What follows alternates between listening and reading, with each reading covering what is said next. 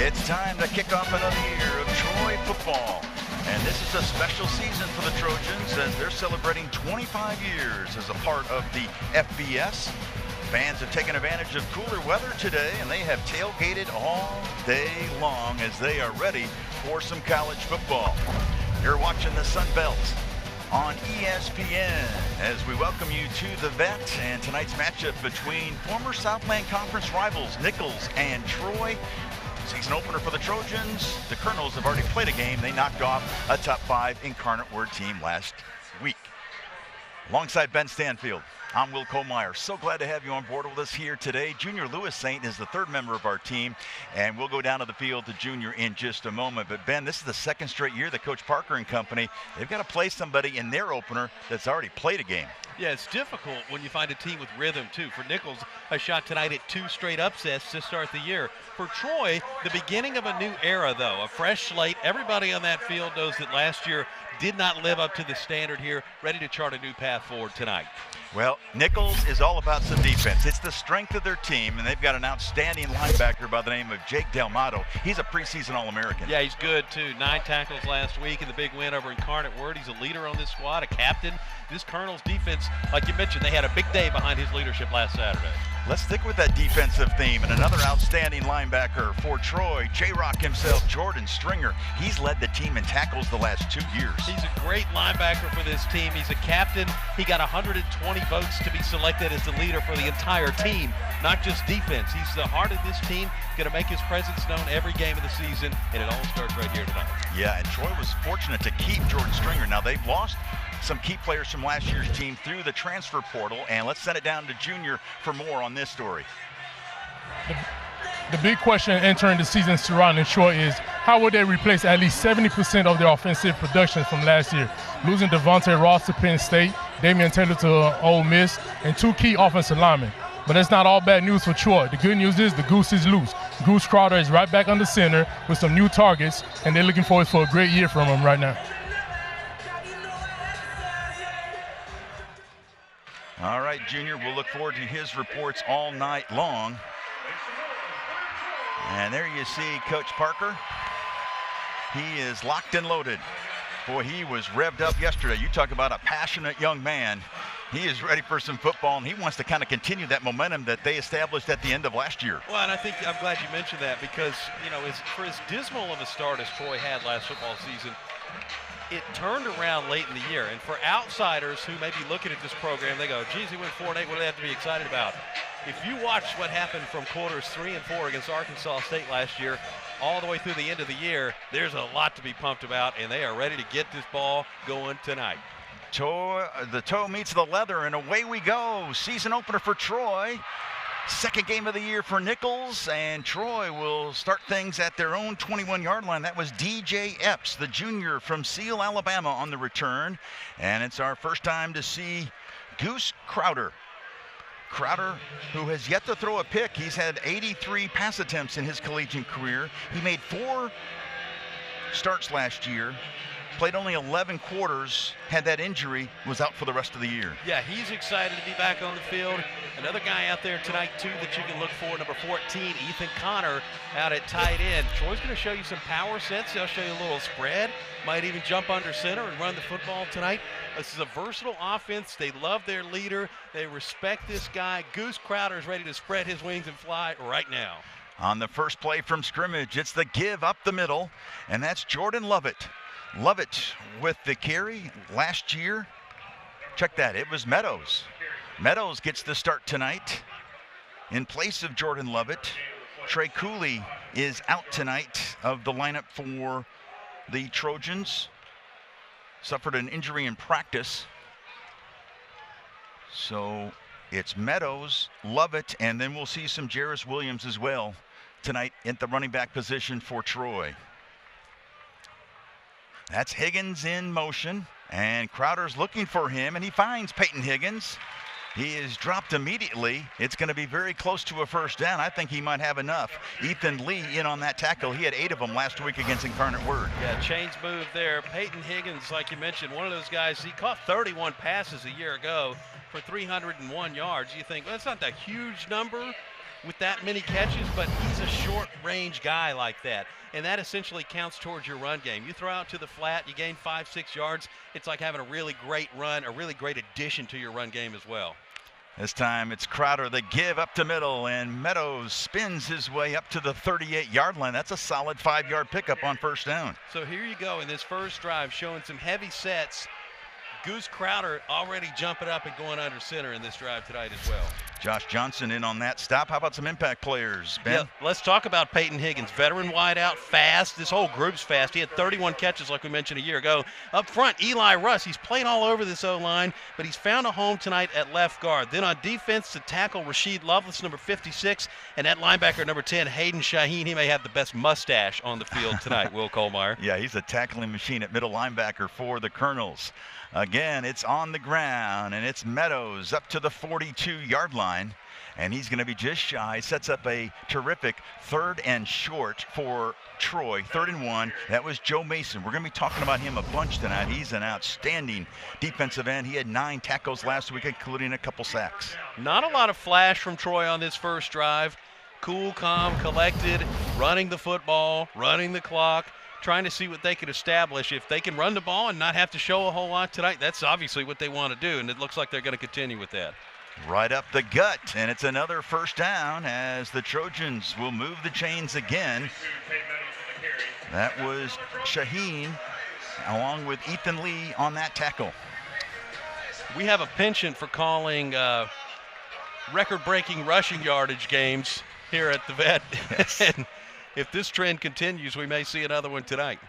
Wow, Meadows has been the workhorse so far. Former walk-on, earned a scholarship in the spring, and he has had quite a bit of work. That time it's Lovett in there, the fake to him, and Crowder gets crunched behind the line of scrimmage. It's going to be a loss of 1, and that's Rasheed Lovelace. He's the Buck Buchanan watch list selection. He is a preseason All-American as well at nose tackle. Yeah, pocket fell apart there, and I mean, kudos to that defensive front, Rasheed Lovelace, for Nichols, that nose guard. It all starts with him on that defense, and he was able to do enough disruption there to throw that whole play into chaos. What it resulted in was your quarterback on the turf and a loss of yardage. Sean Reagan, the offensive coordinator, loves his group of receivers, 6 of them, and they've got a lot of speed. Let's see if they'll use that speed. The pass was going to the near side. It was intended for Ra Thomas, the former Mississippi State and Georgia Bulldog. It's incomplete. That was Anthony Rogers, the redshirt freshman on the coverage. This is one of those things where you start to get a lot of feelers on this first drive. First drives are usually not very pretty.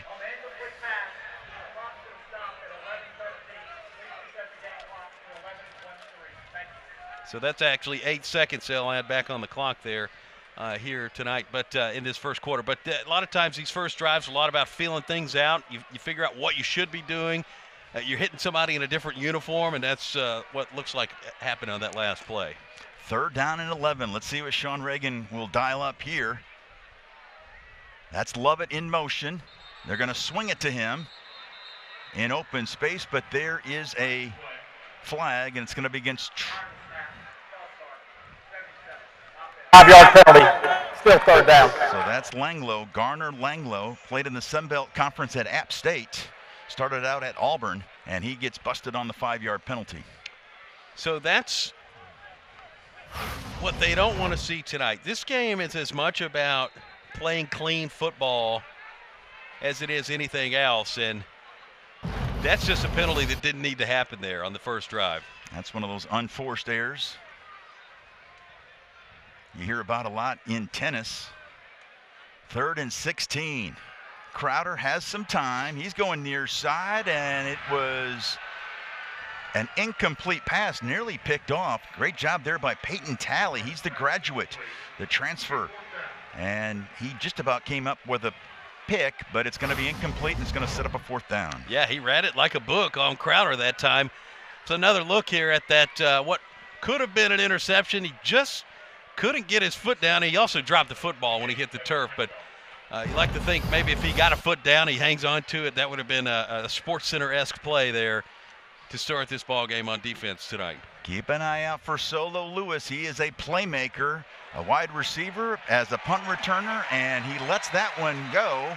And a terrific punt by Evan Crenshaw. That was Trey Taylor, one of the wide receivers, downing it at the 2-yard line. You can't ask for anything better than that for a Troy Trojan. That's the sound of an educated fan base, too, with the roar of applause for the punter as it's down at the 1-yard line. Nichols have to go 99 to put points on the board on their second drive tonight.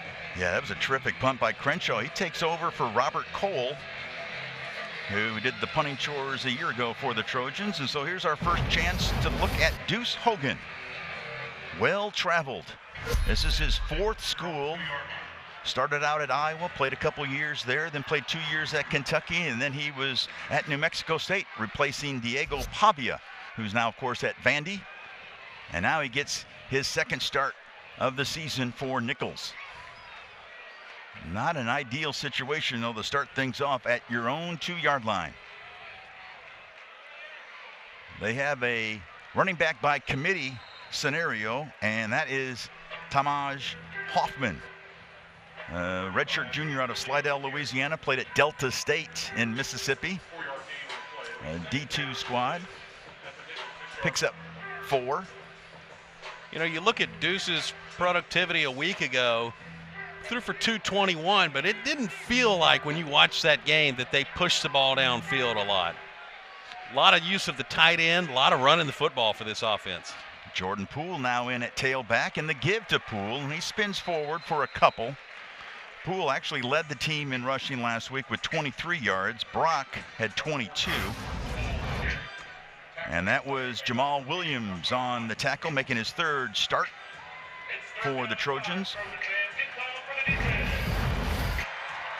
And it'll be interesting. Tackles last year, I beg your pardon. Interesting to see if they try to test this secondary here on 3rd down, 3rd and 5. I don't know that this Troy defensive front is going to give you 5 yards worth of running room. May have to go to the air here. Dante Wright, the DC, was telling us they revamped them much deeper than they were a year ago at this time on that defensive line. And there's a terrific pass and catch as Hogan finds Christian McNeese. And McNeese makes the catch. That is Justin Poole on the tackle. He started all 12 games last year for Troy. Yeah, McNeese, Montgomery product too, so kind of a hometown guy here at Troy tonight. And, boy, that was a huge 3rd down pickup there. He was wide open there. He slipped right in front of the linebackers, able to just essentially stand there and wait on that reception. So a 3rd down conversion, only 29% last week for Nichols State, but that's a big conversion there. And here is Brock, last year's freshman of the year in the Southland Conference. Jaquez White in on that tackle. He's the transfer from the Division II Washburn. Yeah, Miguel Brock Jr., watch the cutback. Saw his hole, great job. He gained 4 or 5 yards extra because he was able to see the field, and he's cutting like he's in the 3rd quarter right there. A warmed up running back ready to go. Yeah, he had nearly 500 yards rushing, another 200 plus receiving yards last year, and this time Hogan goes up top. He's got Solo Lewis. He's the transfer from La Tech. He had a team high 6 catches last week. I'm going to tell you what this looks like right now is a team who had a successful game last Saturday and then a team who is playing their first game right now. Yes. It's exactly the matchup we're witnessing. Smooth, that's for sure. Gabe Fertitta, the offensive coordinator, known him for many a year. In fact, swung by to say hello to us before the broadcast here tonight. He had some great calls last week, and this time he's calling for a run, and Stephen Catledge was right there. The tackle on Hoffman, it's going to be a setup of give Hoffman 3 yards on the carry. Yeah, Tamaj Hoffman had 7 carries a week ago for 17 yards. Also caught a pass, a couple of passes, 1-yard situations, so short usage in the pass game and some power running formation there for Tamaj Hoffman. And you expect power from this guy. He finished 3rd in powerlifting at Slidell High School in Louisiana his senior year. Hogan looking for the big chunk on that far side. It's incomplete. There is a flag. He was looking for one of his receivers. That was Cohen LeBlanc, not even listed on the depth chart. Pass interference, defense, number 8. That's a 15-yard penalty and an automatic first down. Jaquez White, one of the faster guys on the team. Actually, he's third fastest on Troy. 23.5 miles an hour he can run. Oh, you can see it. That's a good call. Yeah, that was pretty obvious there on the pass interference call against Troy. For the Trojans right now, the home team, almost off to about as bad of a start as you could set up here to start things off in this first defensive drive and offensive drive combined. They're going to have to tighten up, relax, get in the game. Showing some blitz, some pressure on Hogan, and his pass across the middle is incomplete. He was looking for McNeese, and that was White, who was just whistled on that flag on the previous play, but he was there for the coverage. What I think you haven't seen yet out of Troy's defense is a little bit of pressure on that offensive front there. Not a ton of blitzing. You see one guy able to get through into that backfield, but just not quick enough. Some of that pressure needs to start in the middle, though, with Luis Medina there at the nose guard. Second down. They'll keep it on the ground. That's Brock. Falls forward for maybe a yard. A flag, though. That's going to be a Stephen hold. Catledge on the tackle. I think, yeah, that's exactly what it is.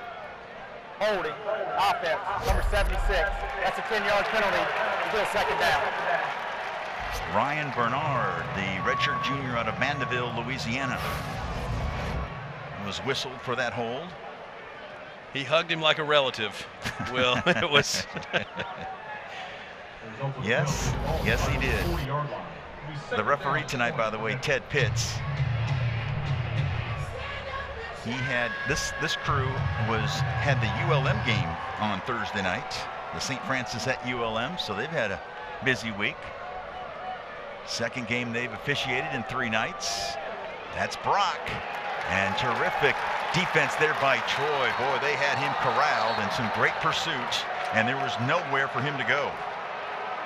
That's the pressure they've been looking for on the front end of this. A little bit of a warning there for that Trojan defense as well. 14, Daniel Sisvana came through and a little bit of an extra jump there. Watch him right at the end here.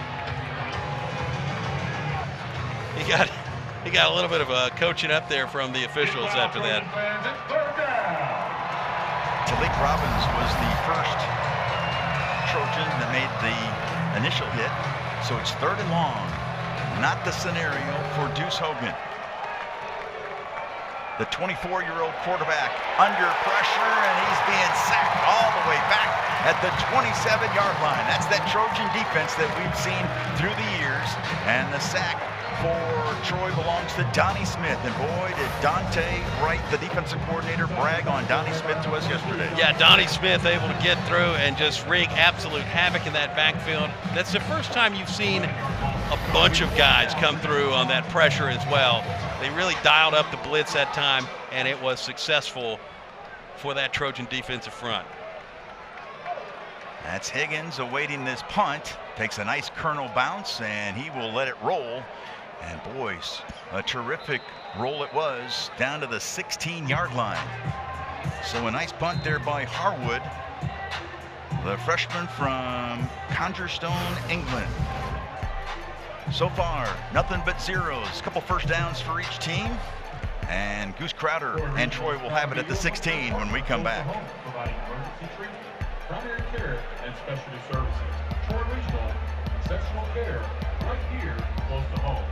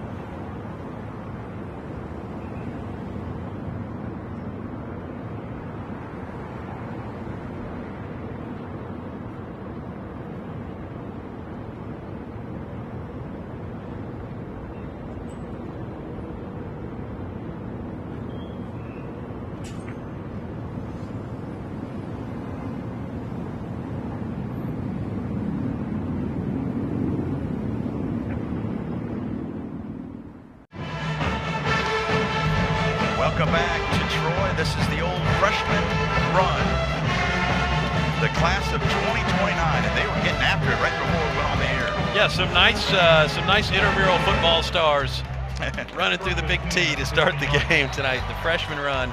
It's the class of 2029 if you graduate on time, Will. Okay. That's not speaking from experience. First play out of the timeout. Listen, Troy keeping it on the ground. I met my wife in my victory lap. So well, there you go. Yeah. Everything happens for a reason, my friend. Absolutely. That was Lovett on the carry. Give him a yard. If you're Troy, you're trying to establish a little bit of consistency here. Some in the passing game, I think, would make folks feel a lot more comfortable in this stadium. Again, it's Lovett. And again, there's not much room to run for that Nichols defense. You can see it's the strength of this team. Last year, they set a single season record, allowing just 84 yards rushing per game. Third down and 7 to go. That was obviously best in the Southland Conference. They only gave up 6 rushing touchdowns. That was the best in all of FCS. On that last play, they stacked the box up pretty heavy as well. They got 8 guys in there right now, too, trying to stop the run, going one-on-one coverage on receivers outside. Daring Troy to throw the football. Goose Crowder has not had good throws so far in this ball game. Crowder has time, and that one was behind the intended receiver, Epps. It's incomplete. That thing was nearly picked, and that was Lawrence Sullivan Jr. on the coverage. The senior, the 5th-year senior out of Vicksburg High School there in Mississippi. Yeah, one more look at it. It looked like it bounced off the turf. Down for the Trojans. Getting set to punt, number 28, Evan Crenshaw. And that is exactly what the call was there. The question I have, though, is who was he throwing that ball to? Because he didn't have a receiver back there. So obviously you got some communication that needs to be worked out for Troy, and they'll do it after this punt and set things up for the defense here. The first punt was a beauty by Crenshaw. It was down at the 2. This time they'll down it at the 30. And that's where the Colonels will have it when we come back. Just under 4 minutes left in the first. No one has been able to crack the code yet.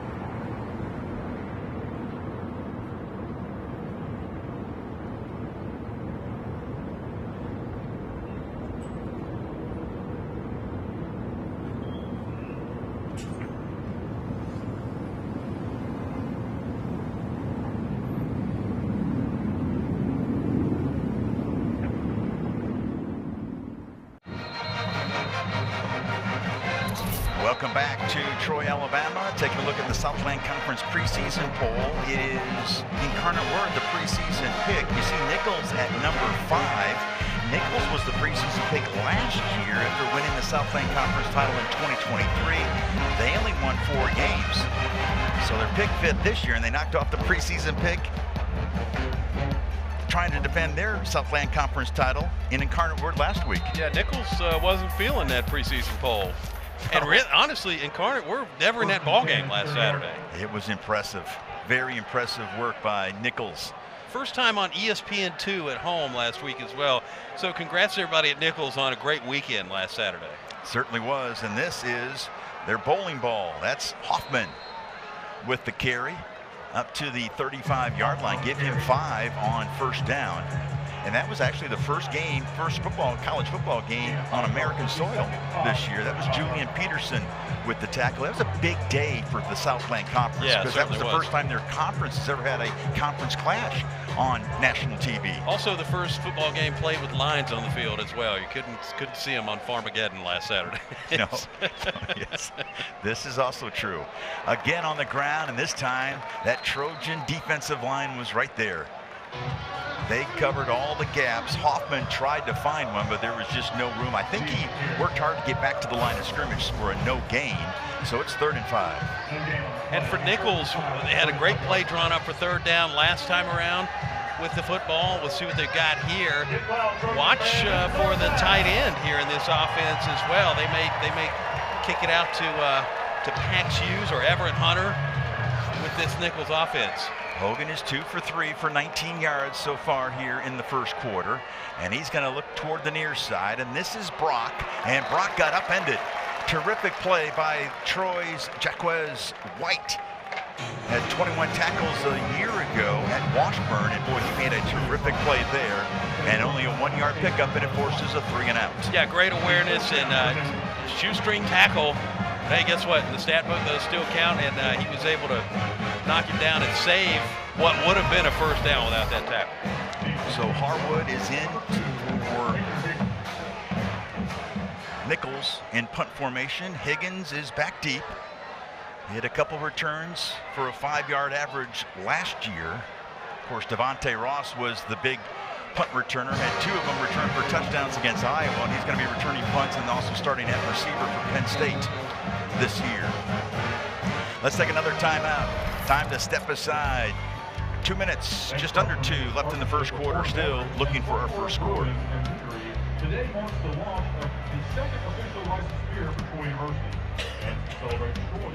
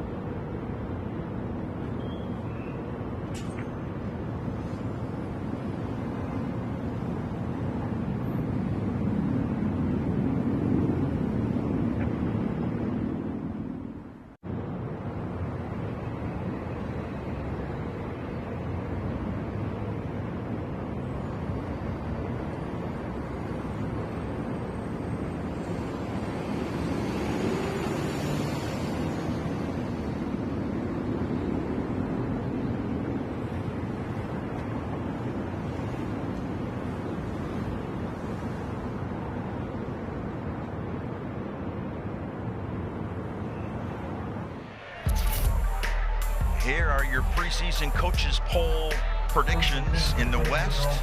Louisiana and Texas State each had 6 first-place votes. You see Troy there at number 6, just behind Southern Miss, just ahead of ULM. James Madison, the overwhelming pick to win the Eastern Division this year in the Sun Belt. Of course, Troy just 1 year removed, Ben, from winning back-to-back Sun Belt Conference championships.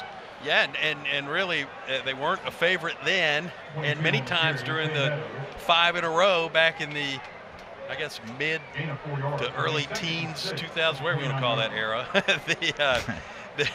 they weren't picked to win the league a lot back then either. So sometimes a little disrespect goes a long way. That's how they perceive it for this team, and so they'll no doubt use that as a motivating factor for this season. Meadows already with 6 carries on the night. 6 of the 9 carries belongs to Meadows, the junior out of Handley High School in Alabama. There's a solid run right up the middle. Hayden Shaheen made the tackle. Had 6 of those last week, but a first down for Troy. So far in this game tonight, this may just be a run-to-football affair for this Troy offense, at least in the first half. Their problems have come in when they've thrown the football here in the first quarter, and so far running the football has been pretty successful. First down and 10 at the 41-yard line. The fake to Meadows. Crowder was looking for the deep ball. Now will run, scramble across the 45 up to the 47. Shaheen with another tackle, and there is a flag in that backfield for Troy. Yeah, we're going to get another hold here against Troy on that offensive line. Personal foul, hands to the face, offense, number 55.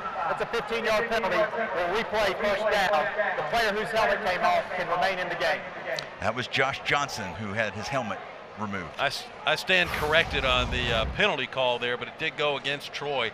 Offensive line just has not hit their stride yet tonight for Troy, and so far just things aren't going well. That's Paul Bowling, the center there. He's a true freshman starting this game tonight, and still getting his sea legs underneath him here in this first quarter. Yeah, I asked Coach Parker in our Zoom call yesterday, you ever start a freshman center anywhere you've been? No, not Penn State, not Notre Dame, not Purdue, no, not anywhere. But he did brag on Bowling. There was no room there on that run.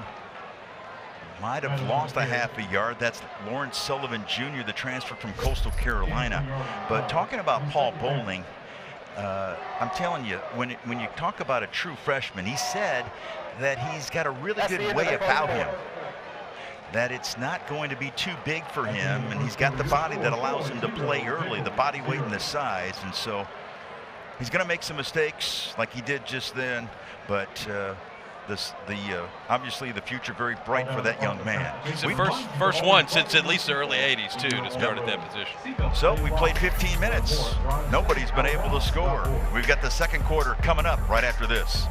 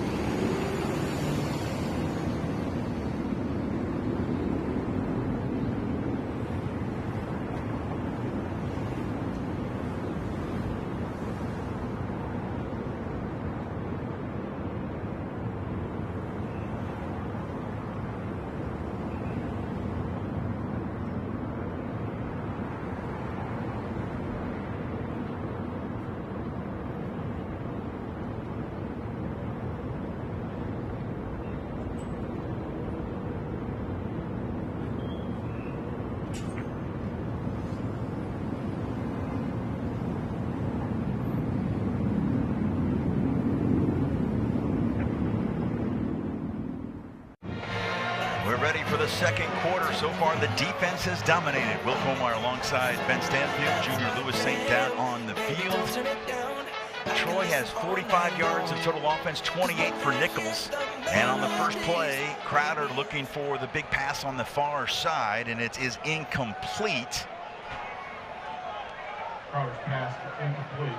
Number 14. That was Ethan Connor, the intended receiver, making his 4th start as a Trojan. That's Peyton Talley on the coverage.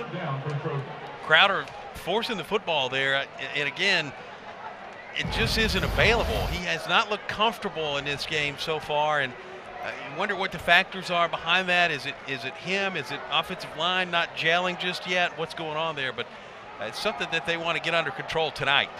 Meadows on 3rd and forever. 3rd and 24. And Meadows on the carry. really had no room to run. This Nichols defense is very impressive. They hurt Incarnate Word's feelings last week, and they had one of the top offenses in the country a year ago in the FCS, and they had a lot of guns coming back for this year. I think that's a nice way to put it. Let me tell you, I watched that game last week, and a couple of things stuck out to me. They had a segment on the food down there in Thibodaux, and then the defense. And I thought, man, them boys in Thibodaux are mean on that Nichols defense. They played a really tough football game. They packed their lunch pail tonight too. Crenshaw with a booming punt. That's Solo Lewis. I talked about him being a playmaker, and he's got room down the near sidelines. He breaks a tackle and finally stopped at the 37-yard line. That's Lewis doing what Lewis does best. He had a terrific career at La Tech, and he just headed down the road to Thibodaux, and that was Colton Walls, the long snapper. Check that. That was 85. That's Fabian Rogash, one of the backup tight ends from Germany.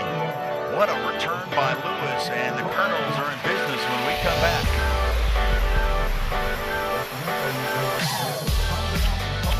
Man, wheels.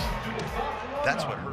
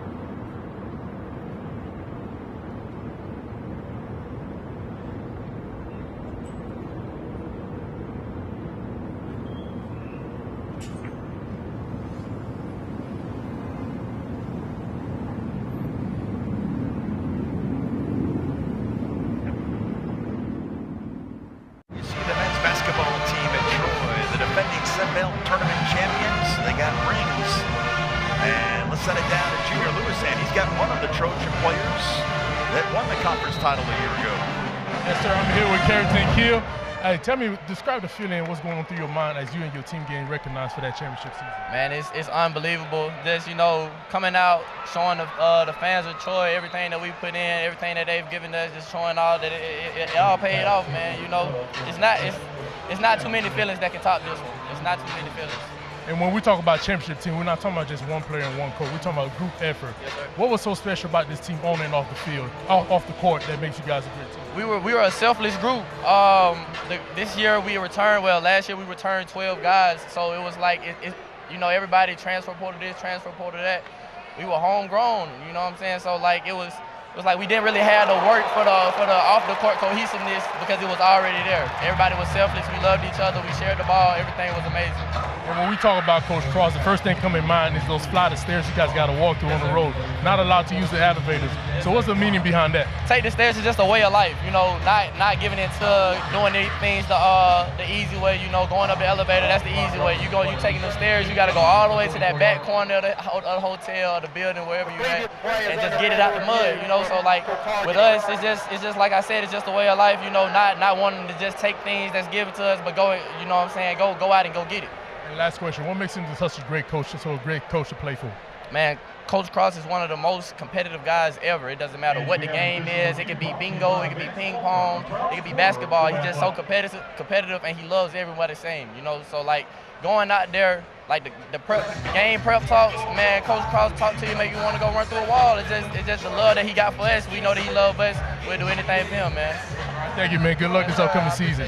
Back to you guys. All right, thank you so much, Junior. And yes, you saw a nice pass on the first play to George Smith, then a nice, terrific play defensively by Troy, although now it's going to be a possible targeting, Ben, as our official Ted Pitts, you heard him talk about that, and it's going to be David Daniel Cisvano. He's the strong safety, played 34 games at Georgia, transferred here this year, and he is going to see if he is going to still be able to stick around here today. First contact looked maybe helmet to helmet, but you can make the case that he turned to the right to try to avoid the crown of his helmet. Be interesting to see what we get here. Well, our replay official, Brian Inglesby, came by to see us beforehand, and we were asking about the target, and he said last year he didn't have any targeting. He did have one. He was at the Sanford game the other night on Thursday night. He said he had one then, but we'll see if it's going to be upheld or overturned. You see the ruling on the field, targeting. I didn't realize, I learned something new today too. These officials, quick turnarounds. Yeah, how from about that? Thursday to Saturday. And this guy's on the field called the ULM game Thursday night. Yes. And then turned around there in Troy on Saturday. And man, let me tell you, the thought of running the way that they do down this field, my ACL hurts already. Number 14 is disqualified for targeting with the crown of the helmet. We'll replay first down. I was afraid of that. And Cisvano, the senior out of Woodstock High School in Georgia, as I mentioned, played 34 games for the Junkyard Dogs from Georgia, transferring in this year, and he's part of that complete rebuild, almost a complete rebuild in that defensive secondary. Let's look at it one more time. Yep. No doubt he blew up the play there. Yep. It was so fast that I thought maybe, it's one of the things that could he avoid it or not, but they got him on that forehead-to-forehead contact is going to get called most every time, and that's what you saw there tonight. So he's the starting strong safety, is that, which means we'll see a lot of Rondell Carter, number 24. He had 3 tackles a season ago. He's the sophomore from Charlotte, North Carolina. So first down, little dump pass from Hogan to Brock. He had a couple catches for 29 yards last week, and that was Donnie Smith making the tackle from that bandit position. And boy, the bandit has been so successful through the years, hasn't it? Produced 6 All-Sun Belt Conference selections in the last 10 years for Troy. Yeah, and it's a position that they like to utilize with some of their most athletic guys on the field playing that bandit position. Pickup of 3, second down and 7. Hogan to the near side, and he just flings that one out of bounds. He had 2 receivers. Brock was on the near side. False start, offense. Number 66, not all players got set prior to the snap. 5-yard penalty, second down. That was on the backup left tackle, Justin Howard.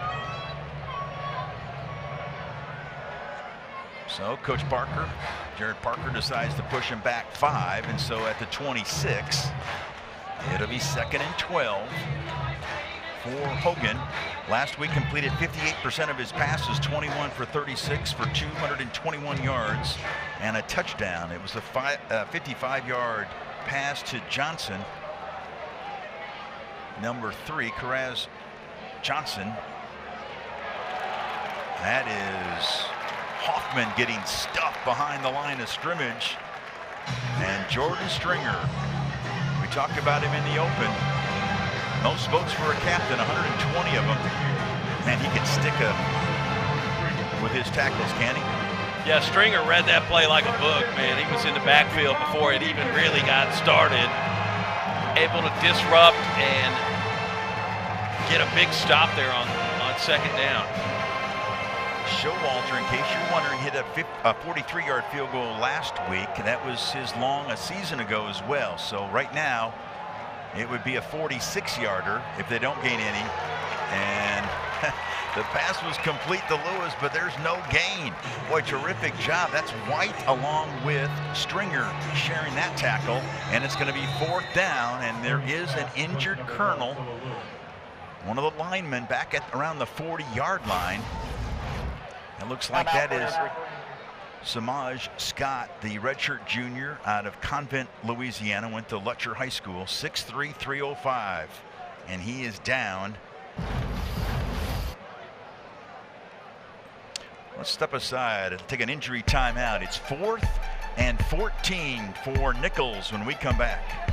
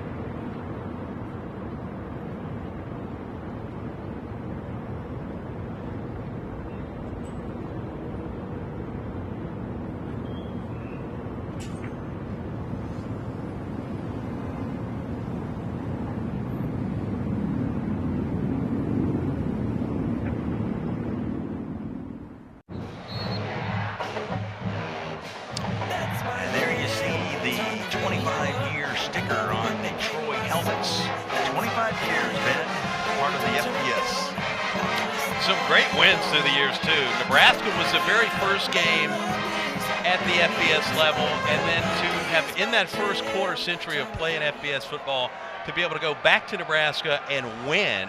I think when we first saw Troy eclipse to this level, that might have been unthinkable, but man, because Nebraska were world beaters back then. But the Troy Trojans have had a remarkable run, 25 years, a lot to celebrate. Gabe Showalter looking for a career best 45-yard field goal, and he bangs this one home. Hit a 43 last week, a 43-yarder last year, but a 45-yarder tonight, and we finally have someone that has cracked the code. Timeout on the field. The Colonels lead the Trojans 3-0. And we'll look at it again. Good, strong leg by Showalter, the transfer from Mississippi Gulf Coast Community College.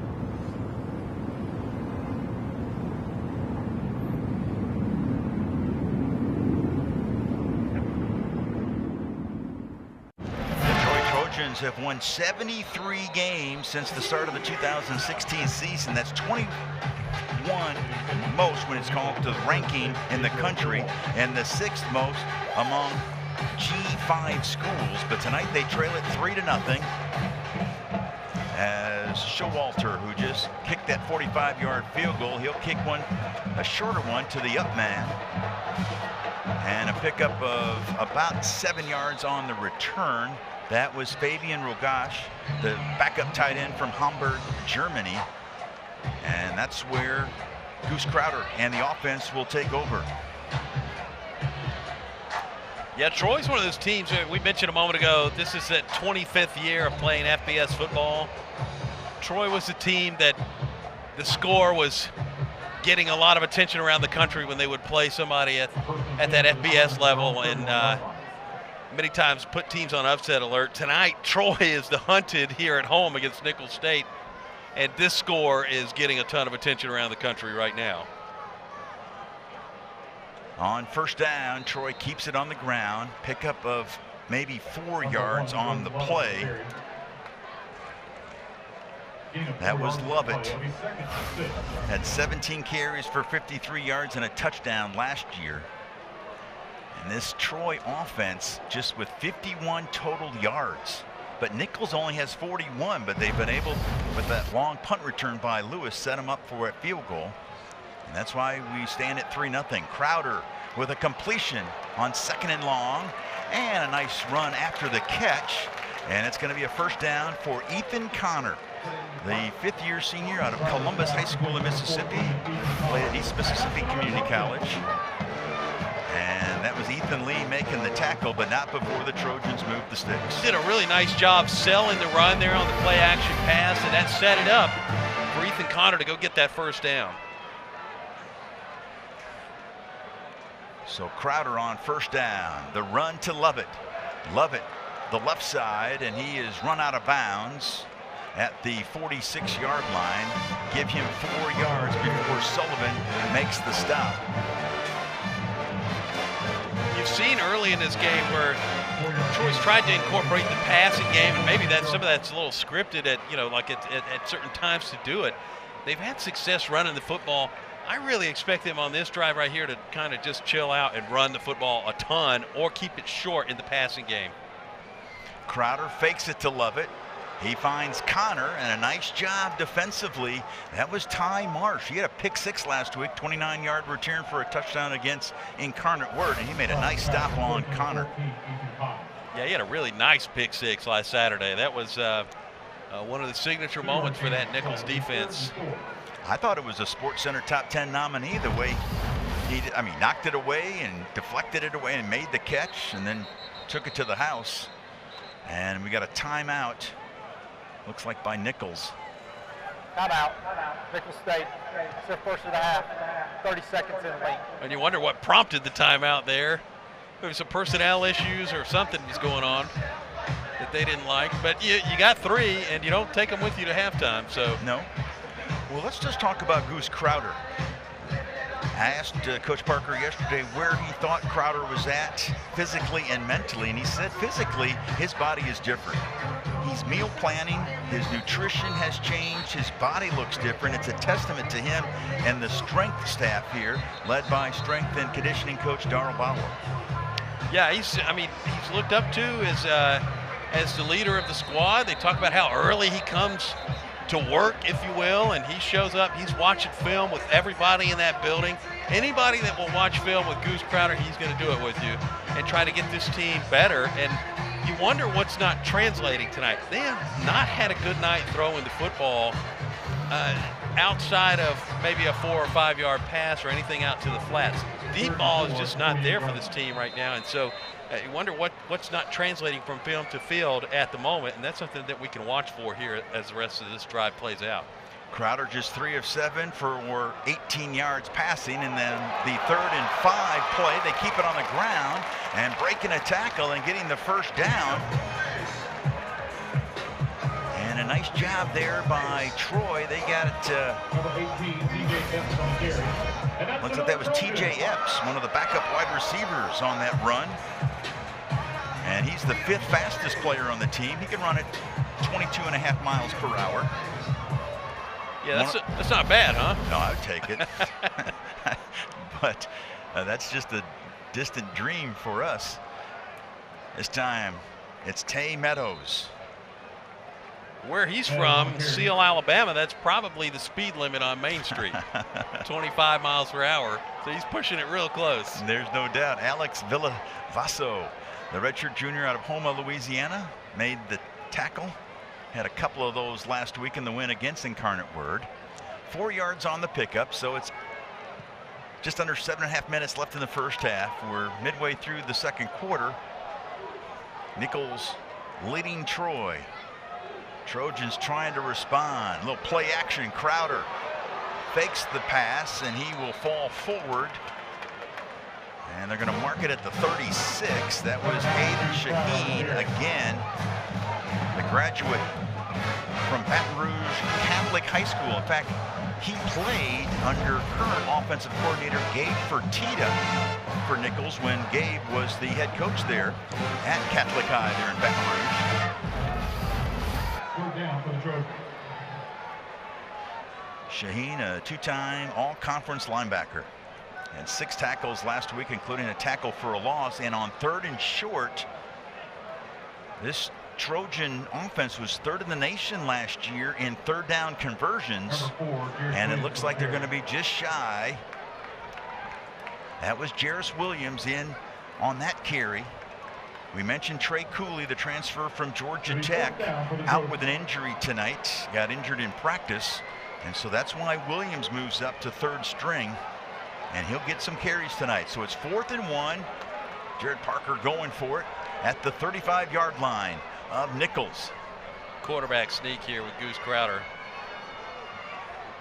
Yep, they decide to give it to the tailback. And Meadows is not going to make it. Check that. Yeah, that was Meadows, and he is going to be stopped by Del Mato. along with Joe Mason, and Troy has to turn it over. Well, you hate to go out on a limb there and call a play out like that, and then they don't run it. But he had the gap there in front of you. You almost wonder, could he have audibled out of that play because there was nobody in front of the center. That was one of the situations where if they snap the football, if Goose Crowder is able to just keep it and lean forward, then they get the first down there. But not able to execute.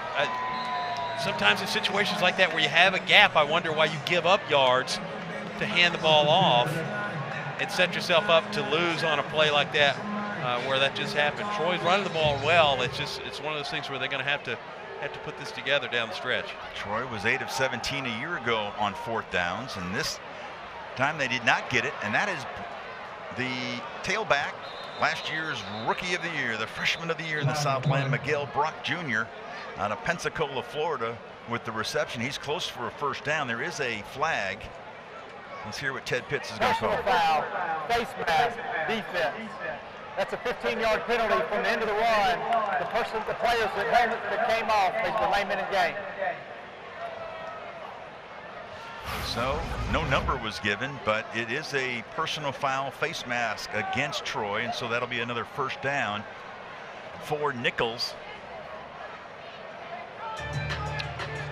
Nichols. I'm not 100% convinced that he got a hand on it. It just more so to me looked like the helmet came off.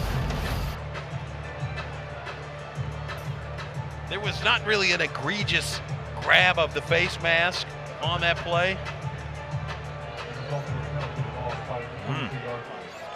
So the 15 yards now places it at the Troy 42-yard line. And Deuce Hogan, the 24-year-old married quarterback, playing in his 8th career game, and this time it's Miguel Brock.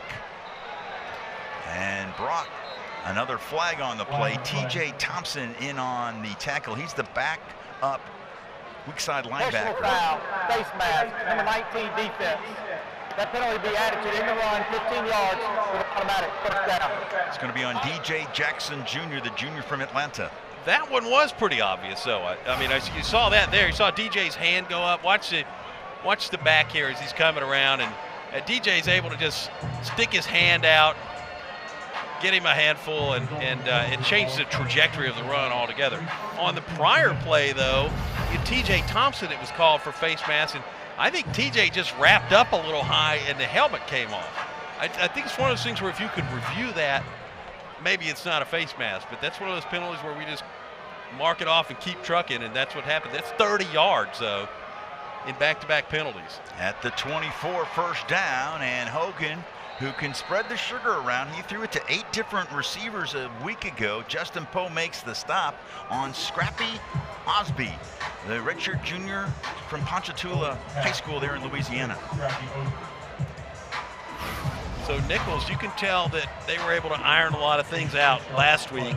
Honestly, they had it ironed out before that game even started, but offensively able to take a lot of wrinkles and put the iron to them this week during practice, and they're playing a great football game tonight so far. Second down, the give to Jordan Poole. He bounces it outside, and he's knocked out of bounds inside the 15 by Jordan Stringer. Making his 19th straight start here tonight for Troy. And it's going to set up third down and 2 yards to go. Last year, Nichols on third down, just 32% conversion, which was second worst in the Southland Conference. This is a big play here, third down and 2. Let's see what Gabe Fertitta, the offensive coordinator for Nichols, will call up. It's his birthday. Gabe's birthday, and let's see if, obviously the Colonel's trying to give him a birthday present with an upset win, and so far so good. And there's that quarterback sneak by Deuce Hogan, and Hogan has himself a first down. Yeah, Hogan, nice job. Take the snap, lean behind the center, and let's go. Move it across the line and get that first down. That's exactly what played out there for him. And so in the red zone,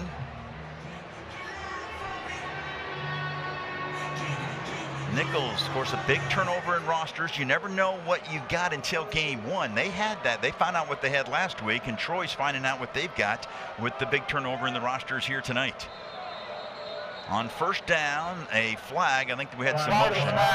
False start, offense, number 76. That's a 5-yard penalty, still first down. That's Ryan Bernard, second time he's been whistled here tonight. The right guard out of Mandeville, Louisiana. Yeah, we haven't had a shortage of penalties. The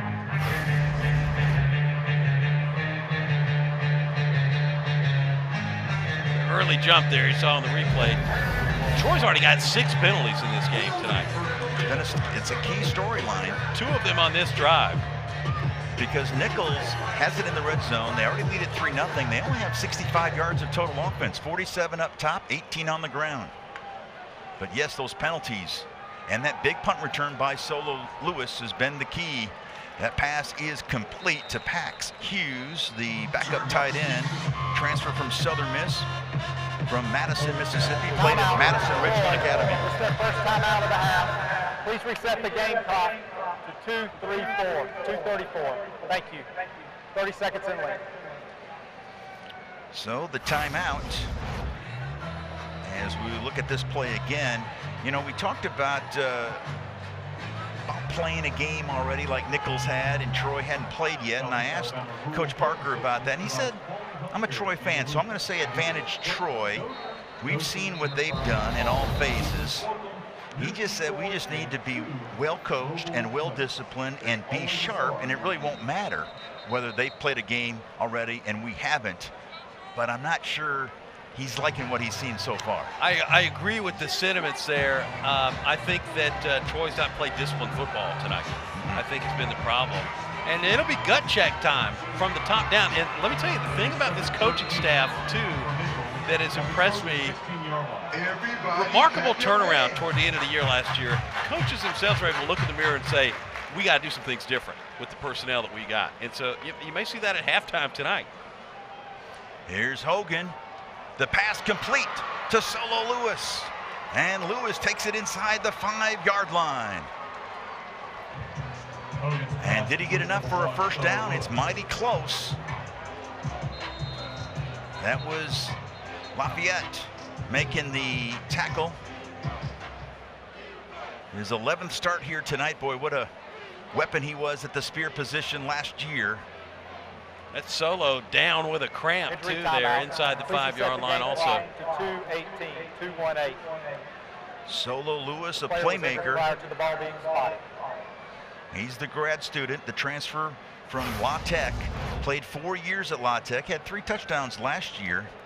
And Gabe Fertitta was telling us that he wants to get him the ball in space. And if he can do that, he can make some plays. Well, obviously, we saw him having some space on that punt return, and he can make some plays receiving the ball as well. Yeah, so based on where the ball was marked, that is going to be a first down inside the 3-yard line. So Nichols going to be in business here. And boy, you think if they go into this halftime locker room with a 10-0 lead, it already feels uncomfortable in this stadium right now. It's only going to get worse. Yes, if that's the case. Holding this team to a field goal, if you're Troy's defense right now, is the utmost priority. Yeah, it's paramount. Asking Coach Parker about some keys, he said we need to consume them on defense. Don't want the quarterback and their front to get comfortable at all. Attacking them with our defense is critical in those matchups. So we'll see what transpires on a 1st and goal at the 3-yard line for the Colonels from Nichols. The game clock will start on the snap.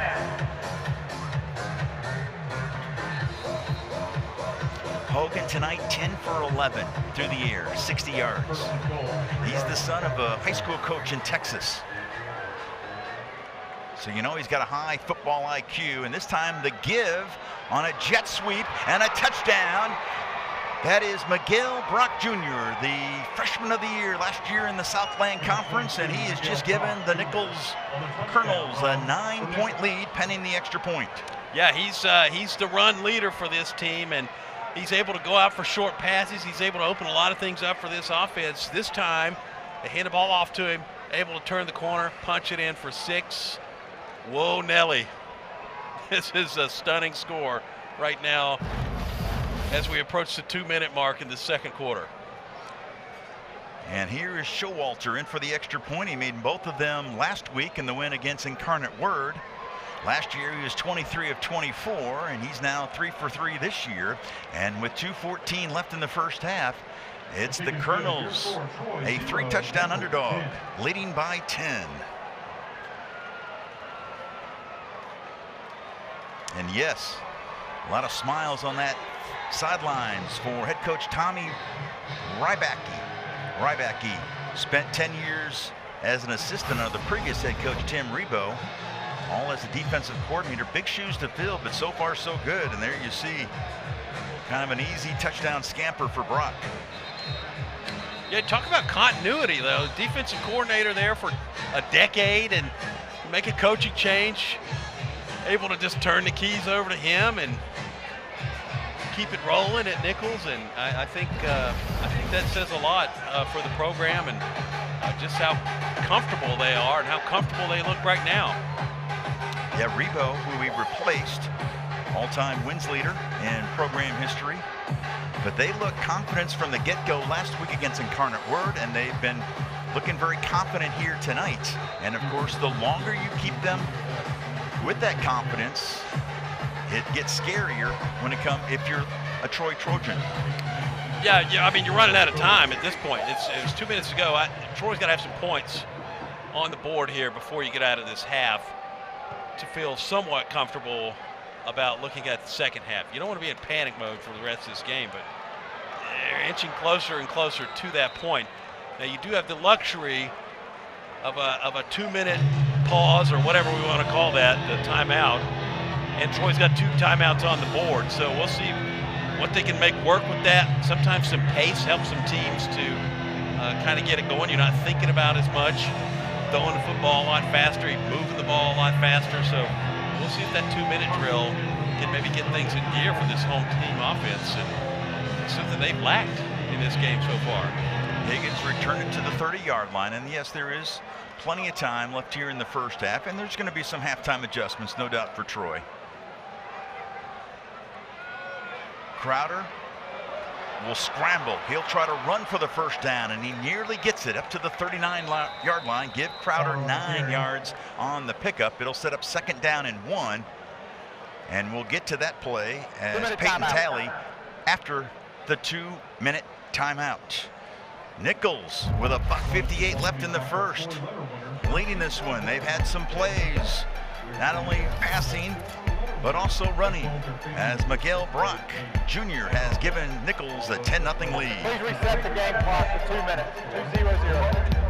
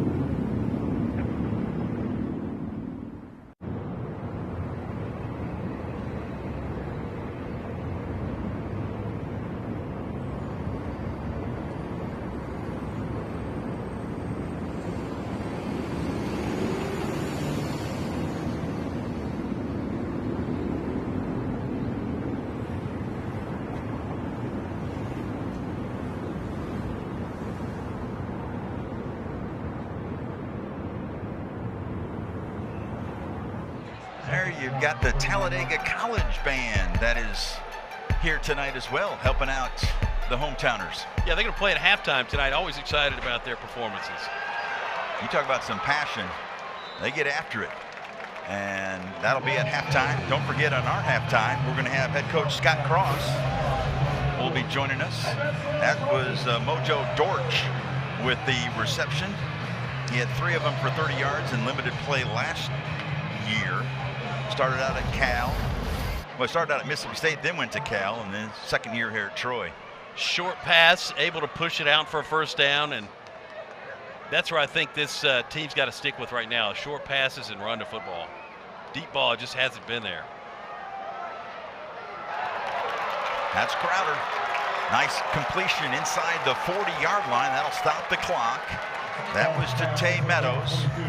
And the stop by Peyton Talley. Boy, he has been all over the place here tonight. One of the corners for Nichols. This is Meadows trying to bounce it outside, and he slithers in between a couple Colonels down to the 33-yard line. Shaheen with yet another tackle. I talked about him being a tackling machine at middle linebacker, and a timeout coming up. An injury timeout. One of the Colonels is down. Troy going with some pace on this drive, and you can tell that it's benefiting them. That may be something to think about in how plays are called going through the third quarter tonight as well. But going fast. To decline to 10 seconds for an injured player after the 2-minute timeout. The game clock started on the snap. Please reset the game clock to 1:29. The game clock will start on the snap. Thank you.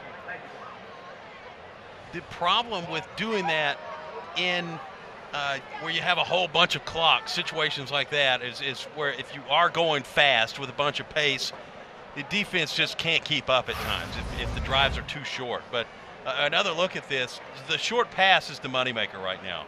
I would almost abandon the deep ball at this point completely, line up a ton of short passes, run to football, and keep it manageable for the offense until they feel a little bit more comfortable, and then push it downfield maybe later in the game. But you see a big difference right now with the offense and what they've been able to do. Tay Meadows on back-to-back plays there, the short reception and then the running play, and he's got him set up in a nice manageable second down.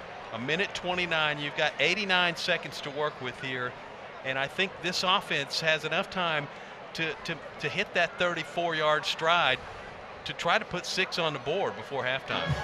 That's a key injury. Joe Mason, 5th-year senior out of Shreveport, Louisiana. He had 9 tackles last week, 2 sacks, 2.5 tackles for losses. He forced a fumble, had a quarterback hurry, and he's a key part of that defense that has just been so stout. Not only last year, but it's obviously the strength of Nichols again this year. Joe Mason, that is. He was there. This is his 2nd year. Only played 3 games last year, had a season-ending injury, had 6.5 sacks in 2023, and as I mentioned, a big piece of that stout defensive line for Nichols. 2nd down, and the pass in and out of the hands of Trey Taylor, transfer from Coastal Carolina. Fastest guy on the team, a little over 23.5 miles per hour, but he cannot make the catch there, and that sets up 3rd down and 4 yards to go. Yeah, you got to be able to pull that one in. I mean, it's just not going to be in a more convenient place than that one.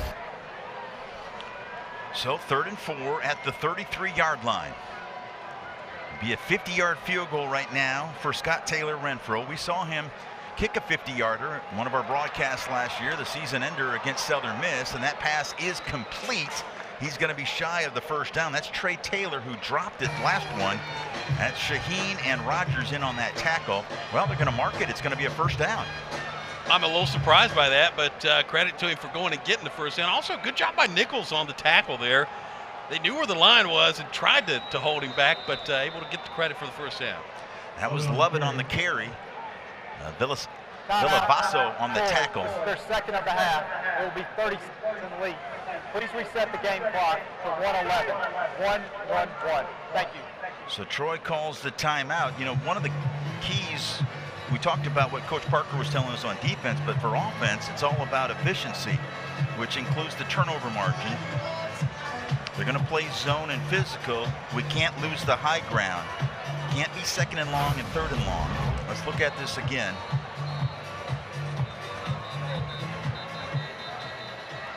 Yeah, nice job. I mean, I was impressed with Nichols knowing where the line was on that down. Also, I mean, tried to everything they could do to prevent a first down, and he was able to touch that invisible plane and get credit for it. 2nd and 9 out of the timeout. Those guys had the vibe going there. They sure did. Troy fans are hoping that Troy offense can get into that same rhythm. Halftime's going to be good, guaranteed. Yep, absolutely. And Crowder in a whole bunch of trouble, and he is able to throw a pass in the vicinity of one of the receivers. That was Ra Thomas, and that avoids the sack all the way back. It would have been past the 40. That's Marsh and Shaheen that were applying the pressure on Crowder. Yeah, a couple of things stick out to me there. What was that play intended to be? Was that a screen, or did Nichols just send the house and get everybody through? I don't know that was the case, but I didn't see the screen downfield. I saw the setup for it, but I didn't see the availability of somebody to throw it to, and that's what the problem was there for Crowder. Meadows next to Crowder. He's looking for the deep ball and a touchdown. Crowder to Roman Mothershed, and Mothershed has his first touchdown as a Troy Trojan. Yeah, Mothershed on the cut. He's able to get wide open and bounce in for the touchdown. Great reception. And his name's in the history books now as a Troy Trojan.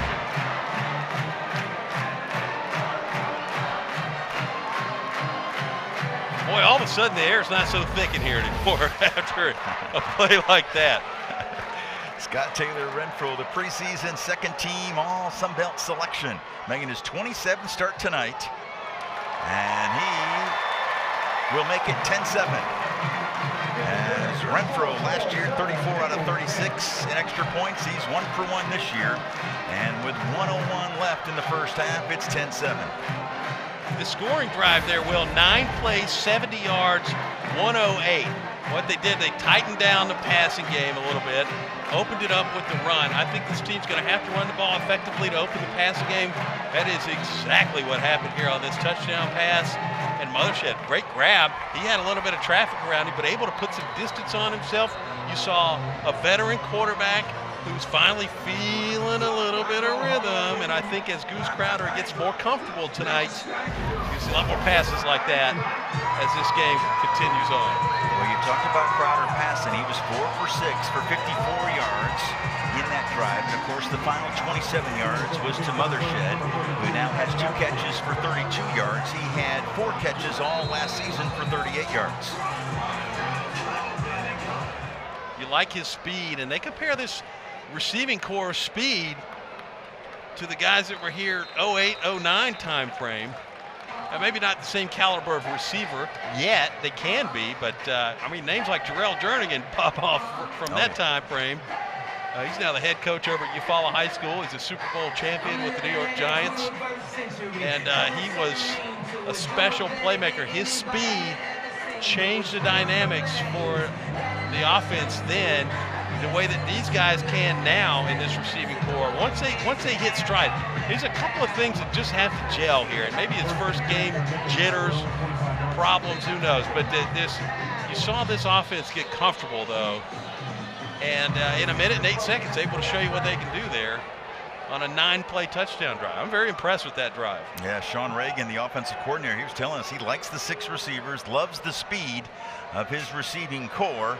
And on first down, Hogan's pass is complete, but losing a yard. The pass was completed to Osby.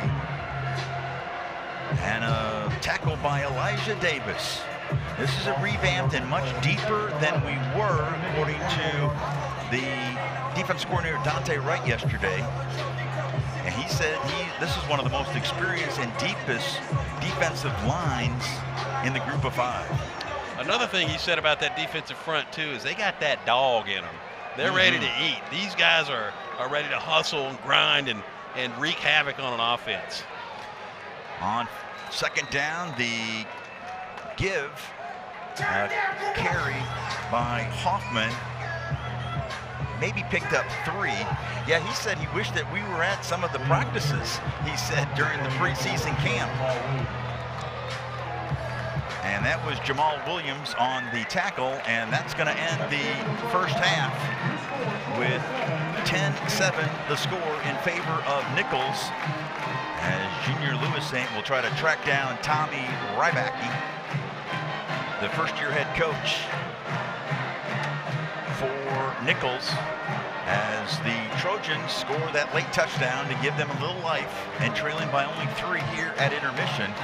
Don't forget, coming up on our halftime report, we'll be talking with Troy men's basketball coach Scott Cross. Also have highlights, first half highlights and first half stats. Looks like Junior has tracked down Coach Rybacki. Let's send it down to Junior. Coach, minus that last touchdown, you can ask for a better start from your team. Yeah, our guys are having a great time out there. Our team loves to play, and so to be out here, have this opportunity tonight is awesome, and I love the way we're playing with effort and executing it to this point. Thank you, Coach. Back to you guys. All righty. Appreciate Coach's time, and time for us to step aside. Nichols leads it. They were 3-touchdown underdogs. They're trying to go 2-0 with a couple upsets to start this season. Troy, the season opener. And this touchdown late to Mothershed definitely helped the Trojan cause. Our halftime report is coming up. 10-7 Colonels over the Trojans.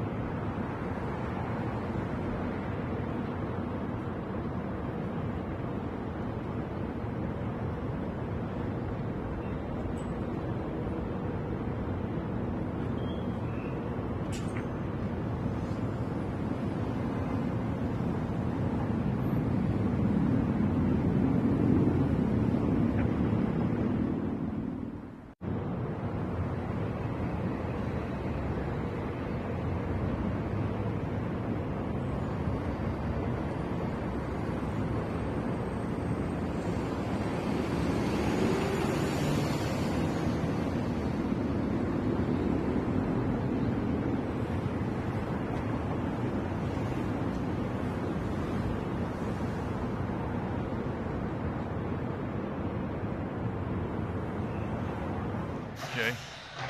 All right, you turn around. Facing this way. Yeah. All right.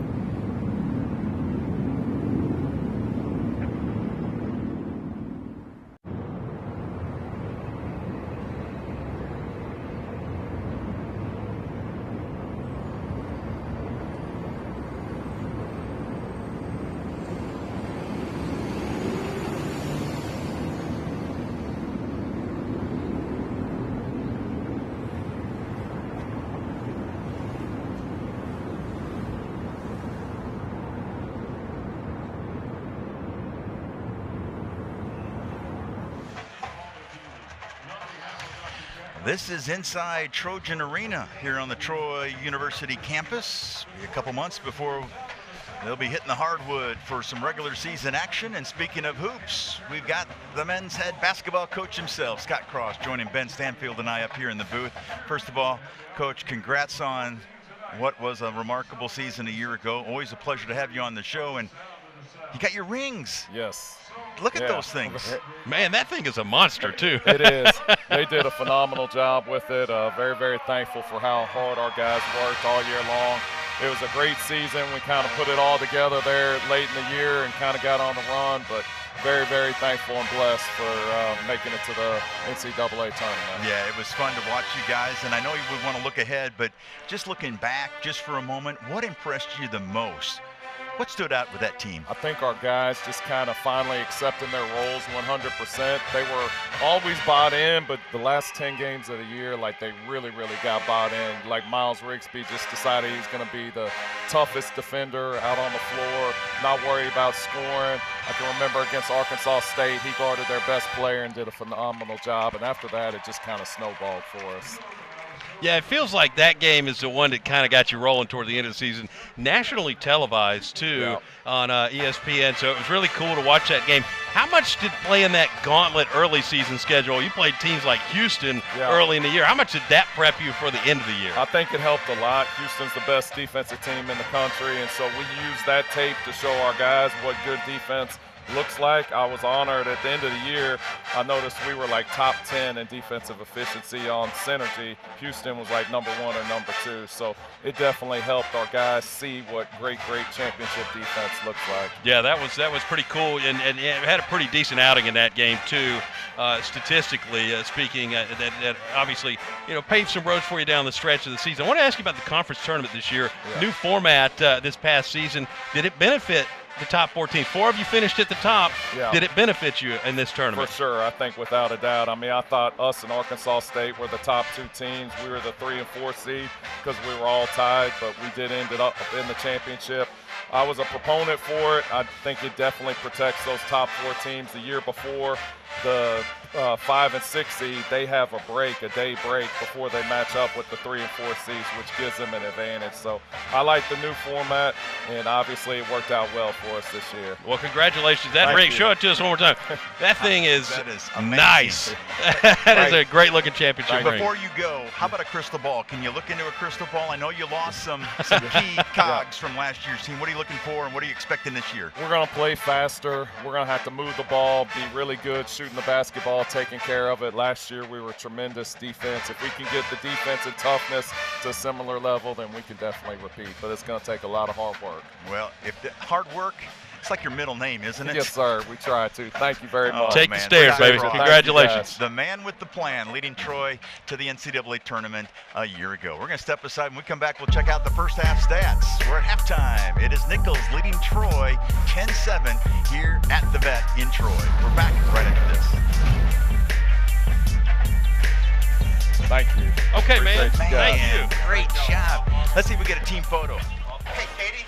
Katie. Hey, Katie.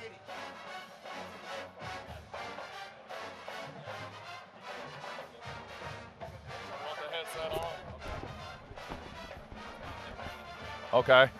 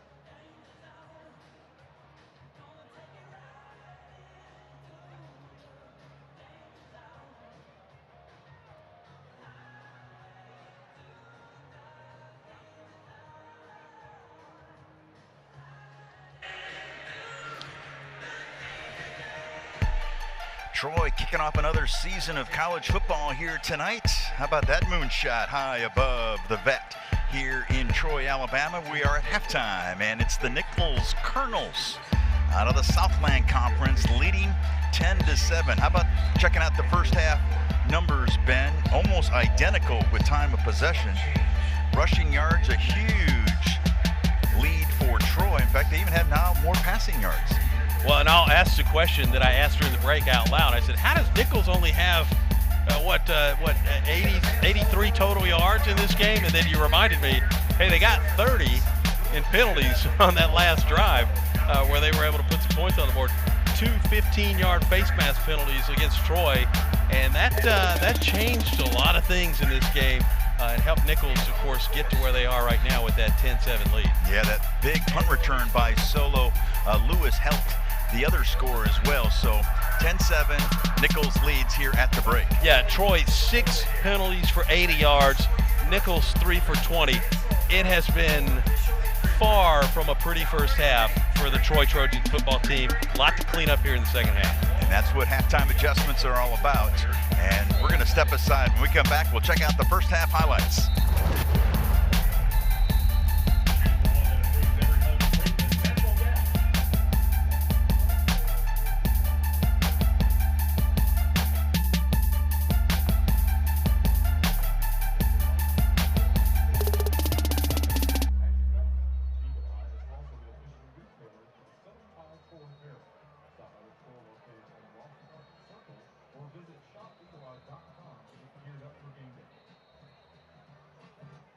When it comes to fire and water damage, the cleanup specialists at Servco of Greenville, Troy, and Andalusia know how to make never happen before.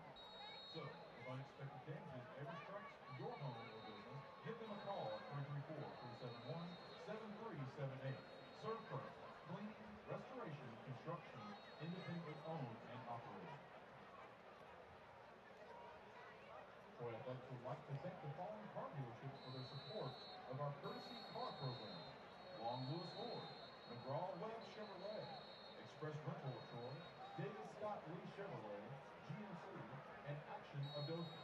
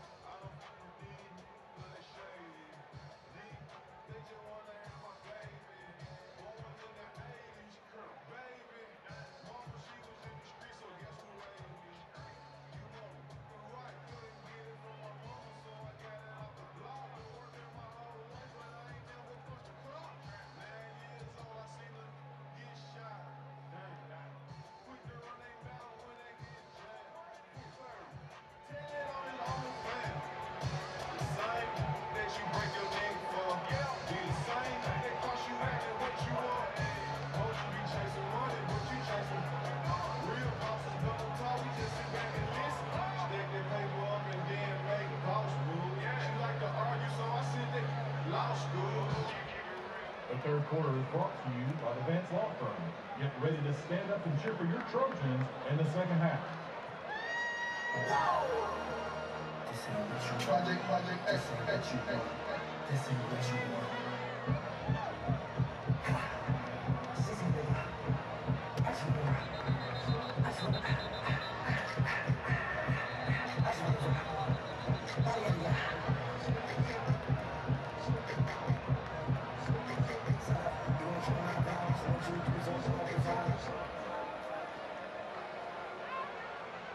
Trojan Nation, get on your feet.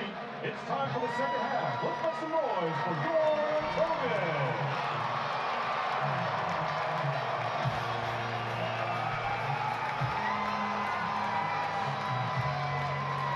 All right, right, we're ready for action here in the second half.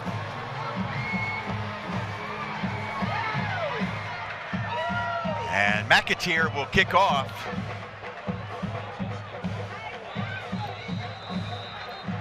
And a touchback. And let's send it down to Junior. And definitely, guys, when he came out, his message was simple.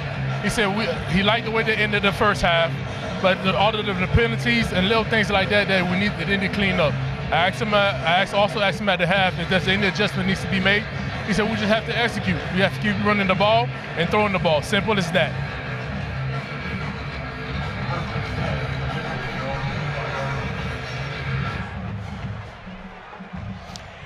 All right, thank you so much, Junior. First down and 10 at the 25-yard line.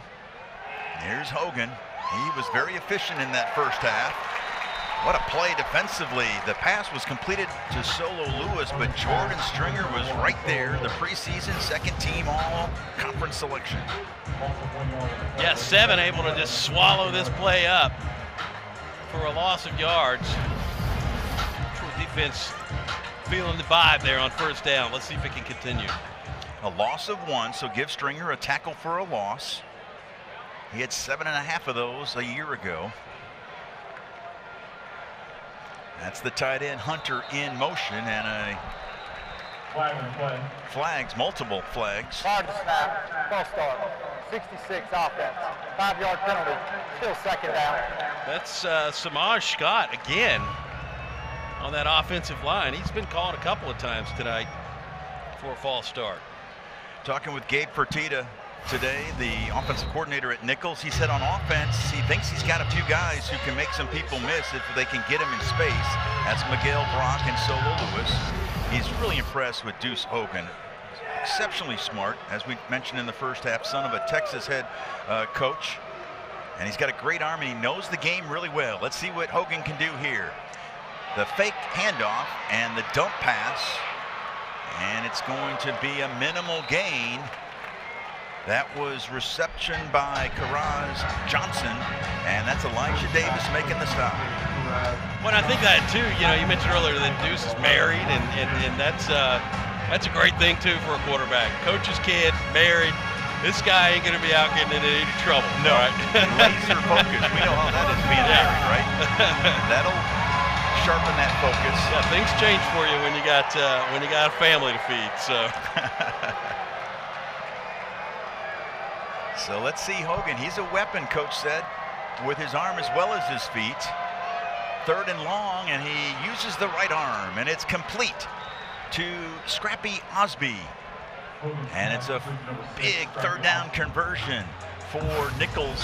Last week, Nichols just 29% on 3rd down conversions. Troy a little soft on the coverage there, and Nichols able to exploit it. That was Hoffman with the carry. He had one big run last week. Lee on the carry. And so just to finish those thoughts on Fertitta, the offensive coordinator for Nichols, talking about Hogan, he's a weapon when it comes also to reading defenses and getting the team in and out of plays at the line of scrimmage. And he also added that they did a great job protecting the football against Incarnate Word. But he said his team's got the work cut out for us tonight against Troy. Much bigger, faster, and stronger than his team is for sure. 2nd and 9.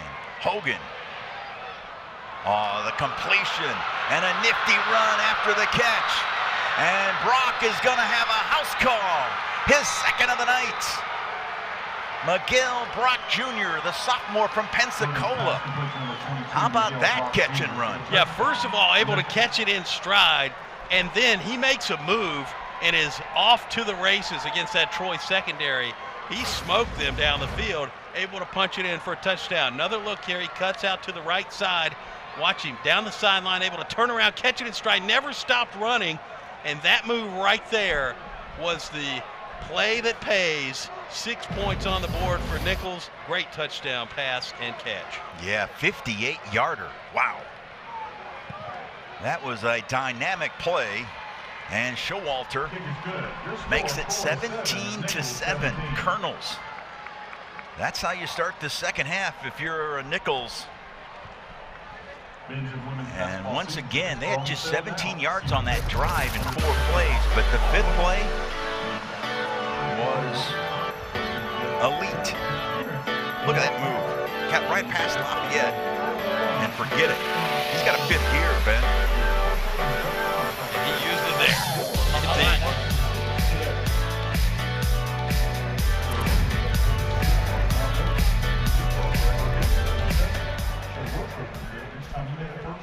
The TD&T Trojan Spirit Card. Just one more reason why we are the only bank to ever named member FDIC. Get ready, Trojan fans. It's time for the question of the day. Will your Trojan football team look to the board for this week's video?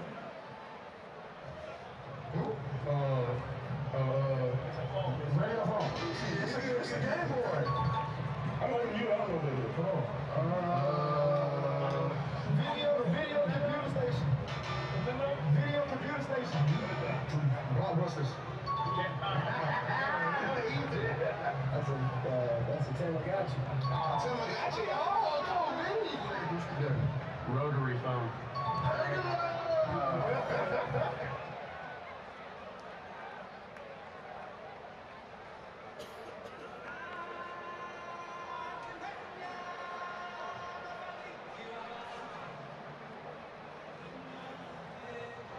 All right, fans, it's time for the Simba Can, presented by Troy Pediatric Clinic and Collegiate Health.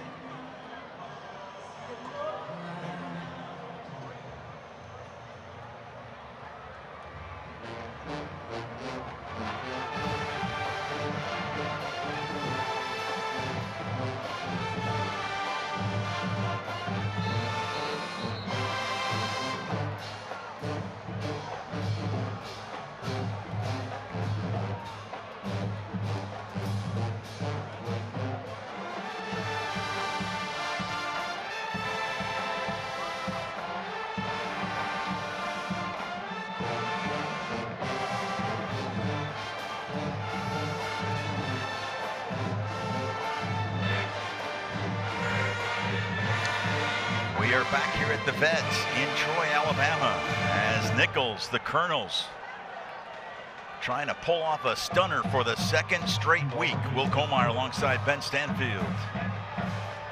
Junior Lewis Saint, man in the sidelines for us. And the kick by Showalter, returned by Peyton Higgins.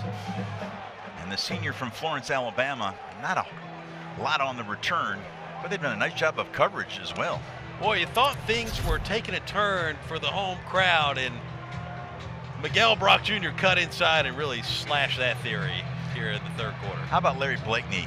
Kudos to the first ever Troy Trojan or Sun Belt Conference, first player or coach in Troy or Sun Belt Conference history during the SBS tenure to get inducted in the Hall of Fame. Coach Blakeney, an absolute legend and a great man too. Well, that was a great run by Meadows. He picks up first down yardage. That hit by Sullivan. Yeah, kudos to Coach Blakeney. Yeah, he went in with a really cool class too. Urban Meyer, Nick Saban. That was a pretty neat group that he was inducted with. And Larry Blakeney deserves to be in the conversation with guys like that.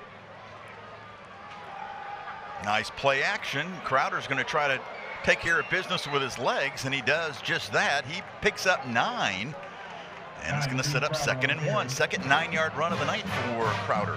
And I'll tell you the reason why he deserves to be discussed with those guys is he handled all of those league changes through the years or classification changes with championship level expectations, and then he got to FBS, and what does he do in year 1? Beat Mississippi State right on the road. You know, he's a great coach, a legendary coach, a Hall of Famer. Meadows needed just 1 yard, and he got that and then some. Look at The legs just kept on churning. Josh Johnson finally corralled him, the redshirt sophomore out of New Orleans, but not before a first down carry down to the 44 of Nichols.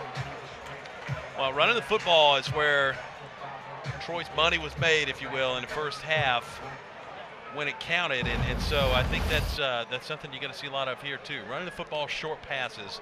I wouldn't try anything flashy. I wouldn't try anything deep. Just keep it consistent, get points on the board. Meadows already was 67 yards on 13 carries. Crowder with the pass completion, a short one, but it was complete. Crowder's pass completion number 14, Ethan Connor. That was Ethan Connor on the receiving end. Connor had 12 catches a year ago for a $115. Tonight, that is his third catch for 9 yards. Nichols is playing the deep ball really well. They're leaving the middle of the field somewhat spread out. That's going to be available, that level of pass play, that distance, if you will, for Troy on this offensive drive. Here's Lovett spinning his way inside the 30, still on his feet. And that offensive line, some of his buddies give him a little nudge, and they'll mark it at the 28. And that's another first down for the Trojans. Yeah, he gained almost 10 yards before he even got touched on that play, and able to get another first down for this Troy Trojans offense. Methodical, thoughtless football is what Troy needs to play right now and put 7 points on the board.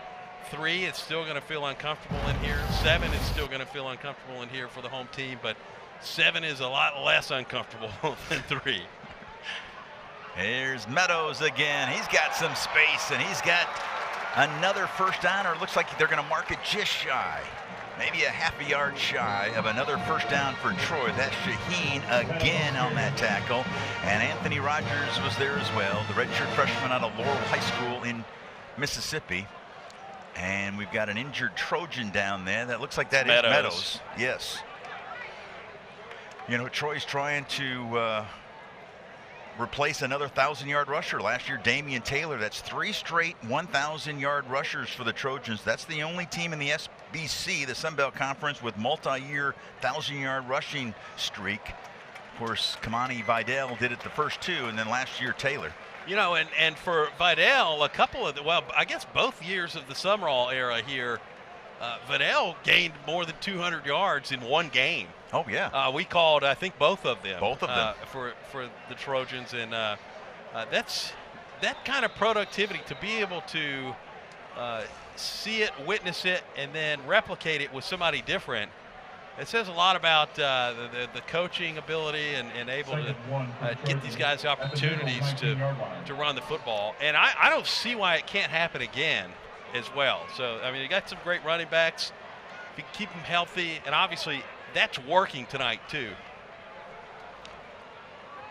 Play action, Crowder. Complete to Ra Thomas. And Thomas and the Trojans of Troy have another first down. Ethan Lee on the tackle, but Thomas with the reception. And Troy now has it inside the red zone at the 30. They're going to mark it at the 12. And Ra coming across the middle, the Eufaula Tiger product, and you know, it's not where Goose wanted to be, but you did watch him check off 1, 2, and then go to the third option there on that play. So that was promising on a lot of different levels. And again, Nichols is wrapping it up deep. Here's Lovett. Got hit at the line, and he will churn for a couple. One of the keys yesterday Coach Parker was talking about was to be efficient on offense and finish drives, as well as taking care of the football. Troy's going to try to finish the drive here. That was Villavaso with the tackle. Give Lovett 2 on the carry. Yeah, he's still got opportunity to get a first down inside the 2-yard line. So, I mean, I don't see any reason to, like I said, get flashy here. Nichols going to bring that defensive secondary up a little bit because they have to. They're running out of field here. That's actually going to open things up for Troy a little bit with the shorter field, if that makes sense. And if it doesn't, I apologize for confusing you there, but it's going to be a little bit easier to throw here if they need to. It's Lovett, takes it inside the 10. Down to the 7-yard line. Joe Mason, that's good to see that he's back in. He got dinged up earlier in this game. The outstanding defensive end, transfer from La Tech.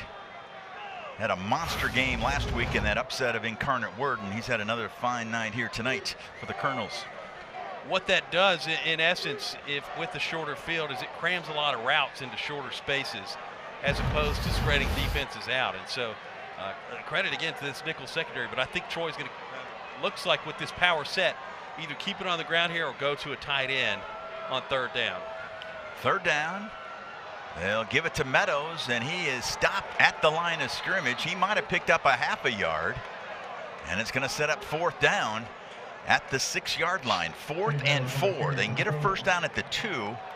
And let's see. Yep, looks like Scott Taylor Renfro is going to come in, the hometown hero from Pike High School. Yeah, and I think this is the right move. You're 4th and 4, kick the field goal, get the points, get it within a touchdown, and play some defense.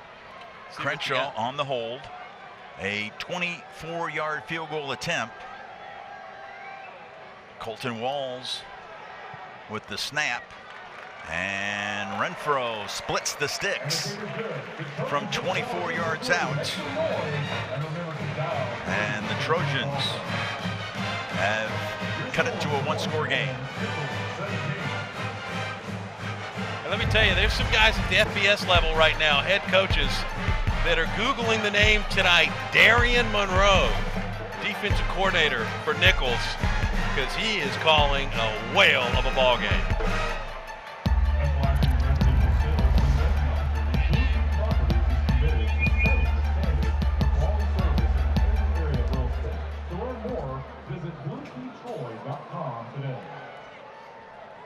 Trojan Threads is your one-stop shop for official licensed Troy apparel. Get geared up for game day and stop by the store located at 110 University Avenue or visit TrojanThreads.com today. It's time for today's trivia question. Our question this evening is, which Trojan was named the 2023 Sun Belt Conference Offensive Player of the Year? Think you know the answer? And the answer is Kimani Bael. Fans stand up and make some noise. The Connecticut t-shirt cannon is back.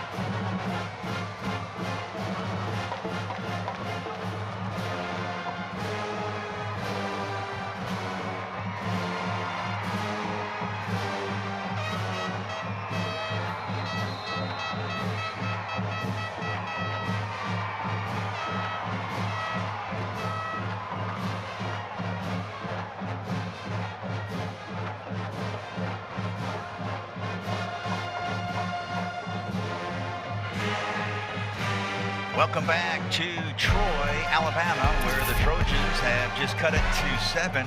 There's this preseason All-Sun Belt second team that we were talking about. And you see Eli Russ, one of the offensive linemen. And what a story this guy is. Of course, his dad, have you seen the movie Twister? The original, not the new one. No, his dad was a stunt double for Bill Paxton. I watched it the other day in Twister. Eli Russ, you know what he wants? He wants to be a blue whale. He wants to explore the ocean. Nice. So he's more than just an outstanding offensive lineman. And this is making his 23rd career start. You know, he only gave up 4 sacks and 808 passing, blocking snaps a year ago. Yeah, you probably don't major in broadcast to go be a blue whale, right? Yeah. So, I mean, it's probably a pretty science-heavy background. I think that, you know, they always say that offensive linemen, they're the smartest guys on the team. Yeah. You know, and so, I mean, that tracks with Eli Rutherford. He's a great ball player, too.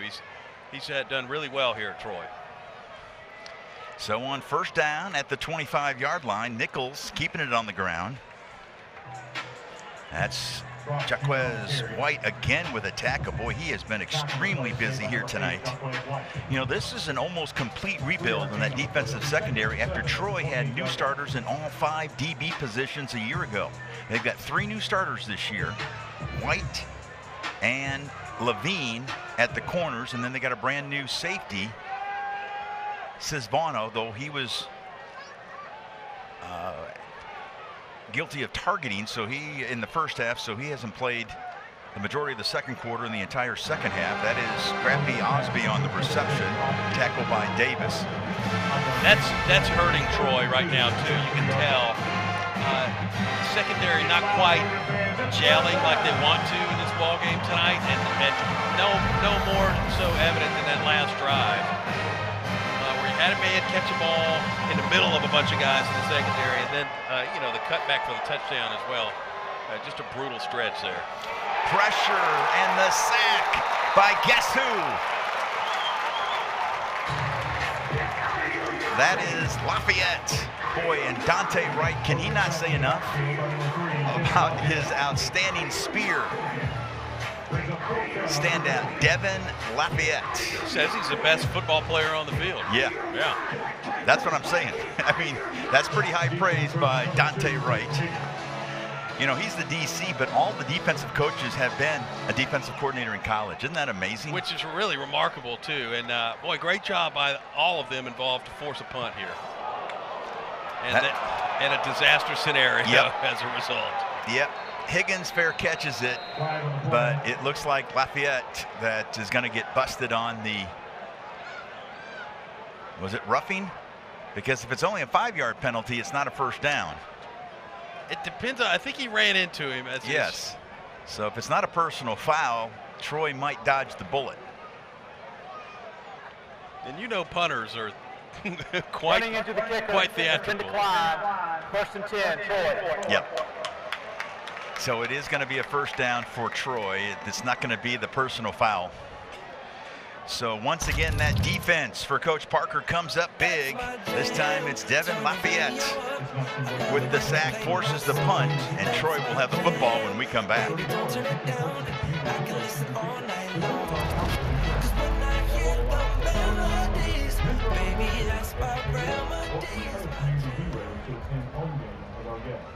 Donate today by visiting TroyTrojans.com/communityhero.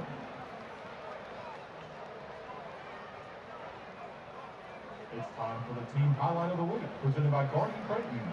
This week's video features the Troy volleyball and soccer team.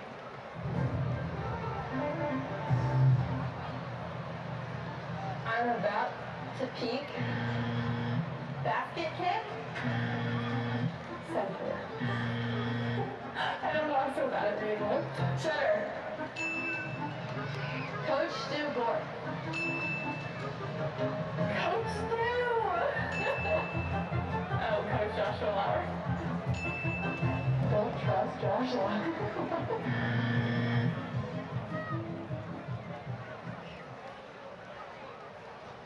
Troy Soccer is back in action tomorrow at 1 p.m. as they host Jacksonville. Come join us at the Troy Soccer Complex and cheer on your Trojan soccer team. The first 100 fans in attendance will get free Bluebell ice cream. As a reminder, all home soccer matches feature free admission. Get ready, fans. Our fourth quarter fireworks are coming up during the upcoming fourth quarter break. We'll have fourth quarter fireworks for all home games this season. And remember, the fourth quarter is our quarter.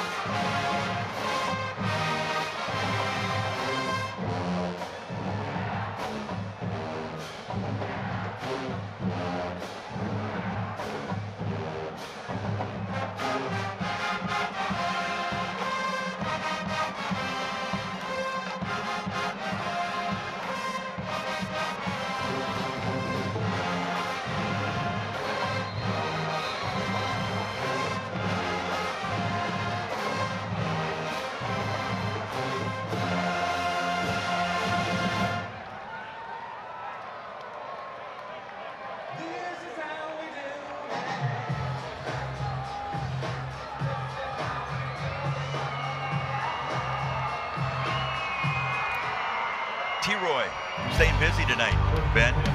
Yeah, he's working hard this evening. I like the overalls, too. Good look for T-Roy. Let's see what the offense can do. Got great field position to start this drive at the 41-yard line. Crowder's pass behind the intended receiver. That was Ra Thomas. Boy, he had some monster games. Saw him in person. He had 5 catches for 134 yards a couple years ago against Texas A&M. Had 8 catches in that 2022 season against Alabama. Had a big game against Auburn as well. Did not play last year, though. He's but between his stops, seen a lot of folks. Yes. 85 career catches coming into this year, over 1,200 yards. And that's a solid run on a 2nd down and 10. That definitely helps the Trojan cause. Looks like a 7-yard pickup for Jordan Lovett. Makes a very doable 3rd down coming up. That was Joey Lightfoot, I beg your pardon, with the defensive tackle that made the stop. Guys getting up slow on that defensive front for Nichols, and this may be an inflection point in this game where depth starts to play a factor. Although Nichols has played a remarkable football game tonight, Troy may have an ounce of more depth, and we'll see if that pans out down the stretch here. You know, what is the depth difference between FCS and FBS? We might get to see that here in a moment. Looks like there's a timeout on the field.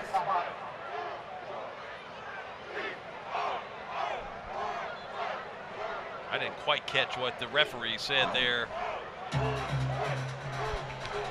We know there's a timeout on the field with that. Looks like a battery has died on. So with 2:59 left. The old digital down and distance marker. There you go. The battery died. We had to recharge that. Okay. So here we go. Does that take a USB-C or a... You ever have you got the drawer full of chargers at your house? Yes. Trying to figure out mad dash which one is which. That's probably what's going on there right now. So he's having to reach up there and switch it on the down and distance marker this time. So 3rd and 3. Troy keeps it on the ground and up to midfield. He's going to be a yard shy. That was Tay Meadows. Keep in mind, Trey Cooley out tonight, got injured in practice. Peyton Talley, another tackle for the graduate from Cypress, Texas. 4th and 1. I think you got enough faith in your defense right now. They played an outstanding drive last time out. Sean Reagan told us yesterday, the OC, he's much more confident on the offensive side this year. And it's going to be the old tush push as Crowder gets the 1st down and then some. The same hole that was open earlier in the game tonight for Troy for a perfect quarterback sneak was yet available there once again. Look, all you had to do was follow the center and lean forward. 1st down. Troy could have extended the drive earlier tonight. They chose to turn around and hand the ball off and got swallowed up like Louisiana cooking by the boys from Thibodaux the first time that happened. So good to see that pan out on a 1st down there. So a 1st down for Crowder and the Trojans at the 47-yard line. Crowder across the middle, complete to Dortch. And Dortch is close to another 1st down. Ethan Lee. He had 8 tackles last week, and I think he's reached that already tonight. Under 2 minutes left as we approach 1 minute left in the 3rd quarter. Watch the end of this play here, too. You're glad he didn't get hit by Lawrence Sullivan Jr. We're at 0 for Nichols because I think the best way to describe how he came into that equation was passionately.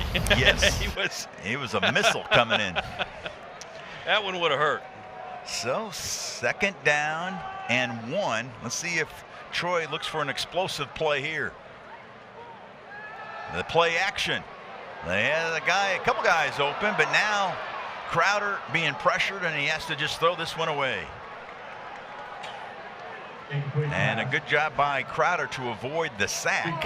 Yeah, he has not felt comfortable in these pocket situations tonight where he's looking downfield for that deep ball opportunity. And that was another just case study there of what's been maybe not going right for this offense tonight. Might have had a man there on the left-hand side, but with the pressure coming in on him like that, he's got to do what he's got to do and get rid of the football. So what's the play call here? Probably going to hand this thing off and run it. Or maybe another quarterback sneak. The hole is there once again with 1 yard to go. Villavaso and Mason were in on that pressure. Here's Meadows. He breaks it outside. A nice bounce to the perimeter and a first down for the Trojans. Ty Marsh makes the tackle, but a big carry and a big gain for Meadows as he now is at 80 yards. Check that, more than 80. Give him 14, so he's got 94 yards on 17 carries. He's coming in tonight with 46 yards on 4 carries in his career. Yeah, averaging 5.5. He had some cramping problems earlier, but he looks good right now. Crowder, the pump fake, pass complete. That was to Lovett. Lovett had 8 catches a year ago. He picks up one there, and it's inside the 20. So red zone offense when we come back. As we played 45 minutes, 3 quarters are in the books. Trojans with the football. They trail the Colonels by a touchdown.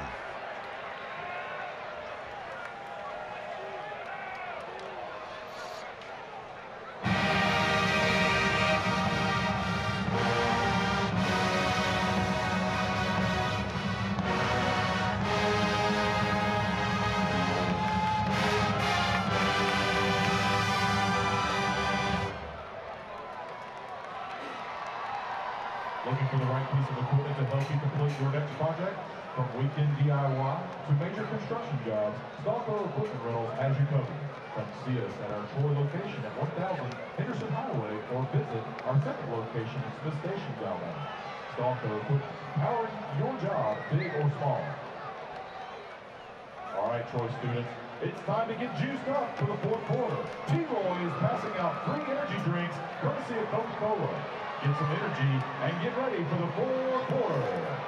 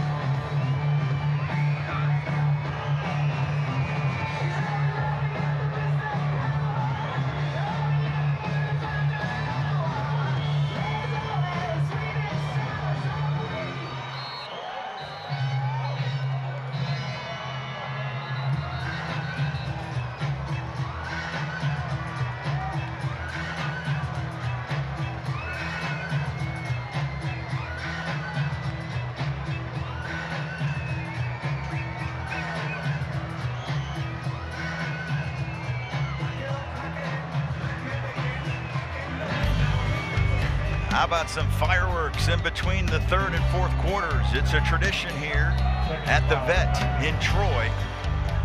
And we'll see if we'll have some fireworks here in the 4th quarter.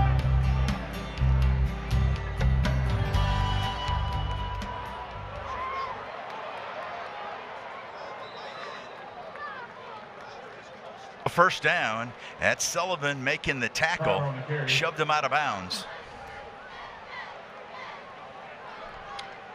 All right, another big third down here for this Troy offense. Gain of 3 yards in the play. It'll be 3rd and 2 at the 16-yard line.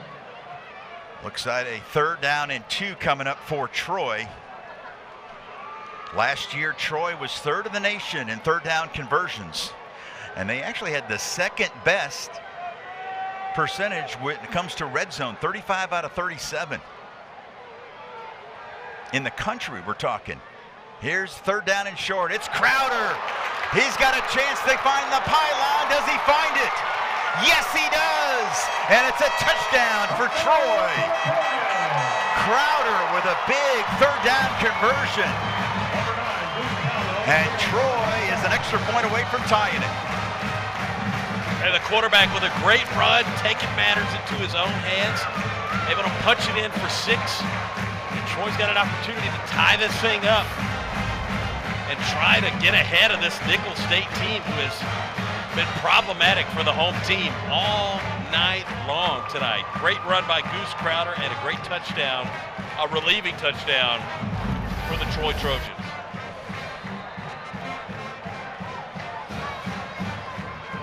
Renfro is in for the extra point. Out of Pike Liberal Arts. And Renfro does what Renfro does. He just splits the sticks. It doesn't matter if it's field goals or extra points. He's one of the top 25 active kickers in field goal conversion, and he has just tied it with an extra point.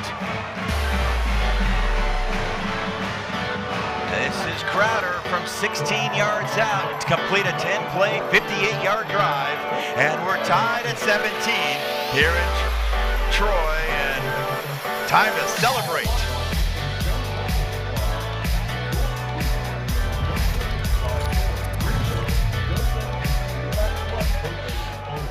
Jones Medical Supply is the official oxygen provider for Troy Athletics. And tonight's Troy Athletics Trust small business of the game. At Wiregrass Wound and Amputation Prevention Center, our mission is to prevent limb amputations by treating open wounds and infections quickly. Our goal is healing to get you back in the game, calling 334-305-2085 today to learn more.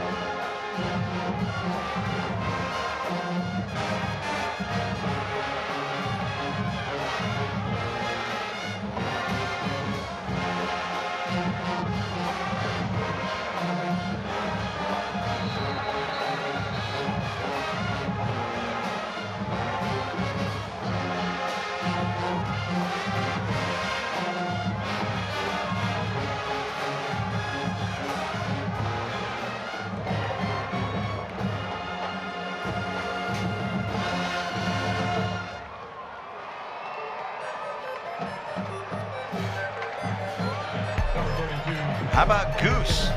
The Goose is loose. A 16-yard run. We're tied at 17. Yeah, he flapped his wings on that last drive and punched it in himself to end things and put a touchdown on the board. Nice run by the quarterback. Nice drive by the quarterback, too. He's settling in. He's got the short-range passes that have been available to him. Long range hasn't panned out tonight. Now it's about winning the game. We got 14 minutes and 9 seconds, and the home team quarterback's got to figure out how to win this game. And if you're Nicholls, you got to figure out how to put some points on the board. It's been a while. Start of the third quarter. Yeah, that's when they took that 17-7 lead. And let's see what Nichols has. Of course, the Colonels trying to answer that touchdown by Troy. They've got 162 yards of offense tonight, Nichols. All but 19 of those have been through the air. But here is a big run by the big fella, Tamaj Hoffman. And he takes it into Troy territory before Kalino Levine makes the tackle. He's the transfer from Missouri State. Had 50 tackles a year ago for Missouri State. And Levine, as in Adam, makes the play. Little Maroon 5. Little Maroon 5. 1st and 10 at the 44. There's always, every time I go out for brunch, it's always like some Maroon 5 playing in there. Got some nice Sunday vibes. All right, let's see what Hogan can do. There's Hoffman again, and he kind of zigged and zagged for 3. That is White again. Jaquez White has just had a monster night. He's one of the fastest guys on the team, 3rd fastest, but boy, he's got some defensive skills. Yeah, he certainly does. And you know, one thing that Troy's got to do defensively is limit the explosive plays. That's been kind of the dagger tonight, is just big gash plays. It hasn't been the short, consistent stuff. It's been penalties and explosive plays that have set Nichols up for success tonight, and Troy's kind of been really bad about it, for lack of a better term, at setting Nichols up on a silver platter here. Timeout, Nichols State. That's their first of the half. So Nichols saw something they didn't like. They're going to take a timeout here and talk it over. Interestingly enough, on 2nd down as well. So be curious to know what their reasoning was for the timeout there. But I think a couple of things at play here. If you're Nichols, you're trying to get any sort of points on the board at all on this drive. How about Deuce Hogan here tonight? 16 of 17 in the air for 143 yards and a touchdown. I love watching this kid play ball. He's tough. This whole team is tough. They play with mentality of their head coach until they got a intense defensive coordinator running things, and they've showed that intensity tonight here on the road, and they did it a week ago as well. And Nichols is in really good shape right now to get to 2-0 in this ball game, but I think that it's going to require points on this drive. Hogan playing for his 4th school. Played 2 years at Iowa, was redshirted one of the years, and played 2 at Kentucky, 1 last year at New Mexico State, and now this year at Nichols. This is just his 8th career game played. He's looking for an explosive play, and the pass intended for Karaz Johnson. It's incomplete. There is a flag. And I think Rondell Carter, who is in for Sisvana, who got thrown out for targeting in the first half, I think he's going to get whistled for the infraction, but I'll wait. Defense, number 24. That's a 15-yard penalty and automatic first down. It is on Carter, the sophomore from Julius Chambers High School there in Charlotte, North Carolina. Well, it's one of those plays. Let's watch it again.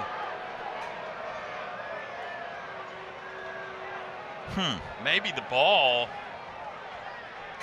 Yeah, I don't know, man. Yeah. I was trying to give a little bit of credit there. You know, well, you commit pass interference, you don't give up the touchdown. The ball wasn't catchable there. I didn't believe. There's Brock.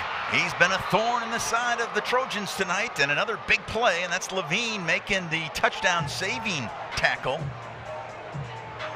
The senior from Fort Worth, Texas, making the stop, but it's 1st and goal for Nichols. If you're Nichols, you want 6 on this drive. Brock has that 58-yard touchdown reception. He's got 4 catches for 65 yards. He now has 35 yards on 6 carries and a touchdown on the ground. So that's right at an even 100 yards of total offense tonight. This time it's Jordan Poole. Stopped by Jordan Stringer. The heart and soul of that defense.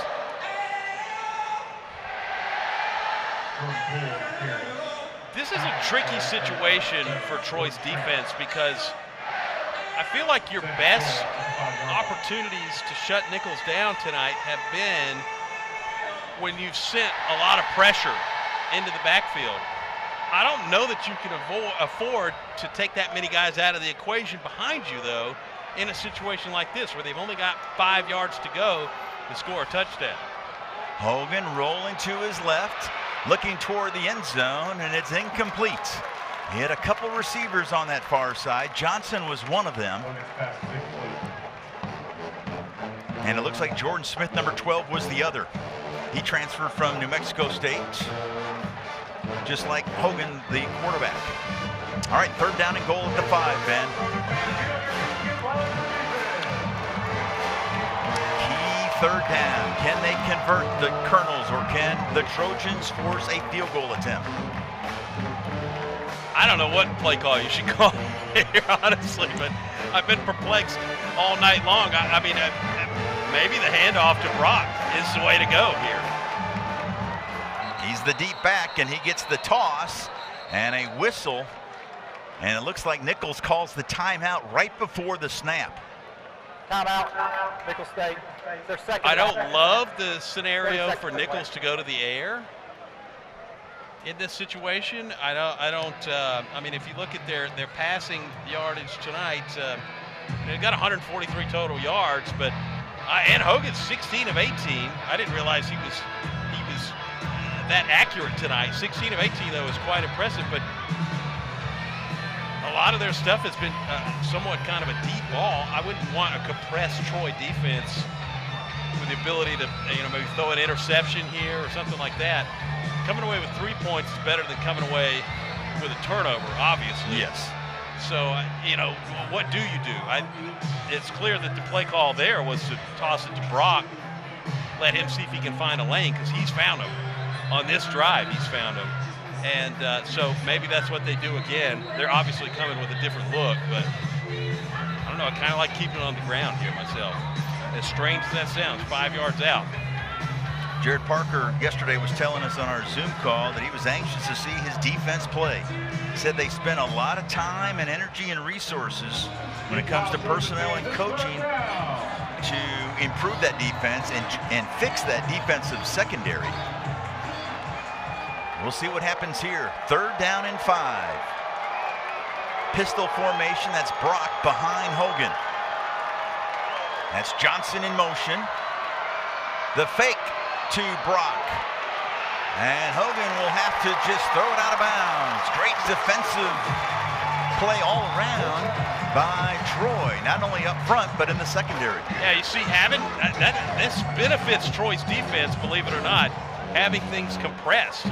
Having the secondary close to the linebackers with nowhere else to go out of the back of the end zone or out of bounds, you're just working with 5 yards here. And so that takes a lot out of the equation for this defense, who's really been thinking on their feet a lot tonight, and in a lot of cases in the wrong way, too, to put it plainly. And it forces a field goal kick here for Nichols. 22-yard field goal by Showalter off the hold of Brian McQuaid. And Nichols has taken the lead with 10:41 left. That field goal wraps up a nice drive by Nichols. As we'll step aside, kickoff straight ahead. Colonels with the lead.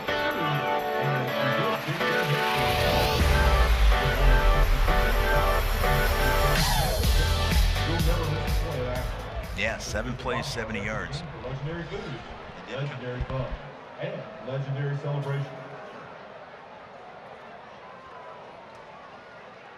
Troy Athletics would like to thank Blackberry Breeze for performing prior to today's game. Thanks for putting on such a great show. Next up, the Tailgate Terrace Concert Series presented by Horn Beverage is Cody Wallace. Cody will perform prior to Saturday, September 13th home game against Memphis. The concert will begin at 8 a.m. with kickoff scheduled for 11 a.m. All right. tonight, fans. We're heading into Oxford. We're playing fan request songs now that you've shared with our DJ. Easy on me, figure down. Easy on me, figure down. Drop that one, that is how it's from. Easy on me, figure down. Easy on me, figure down. Drop that one, that is how it's from.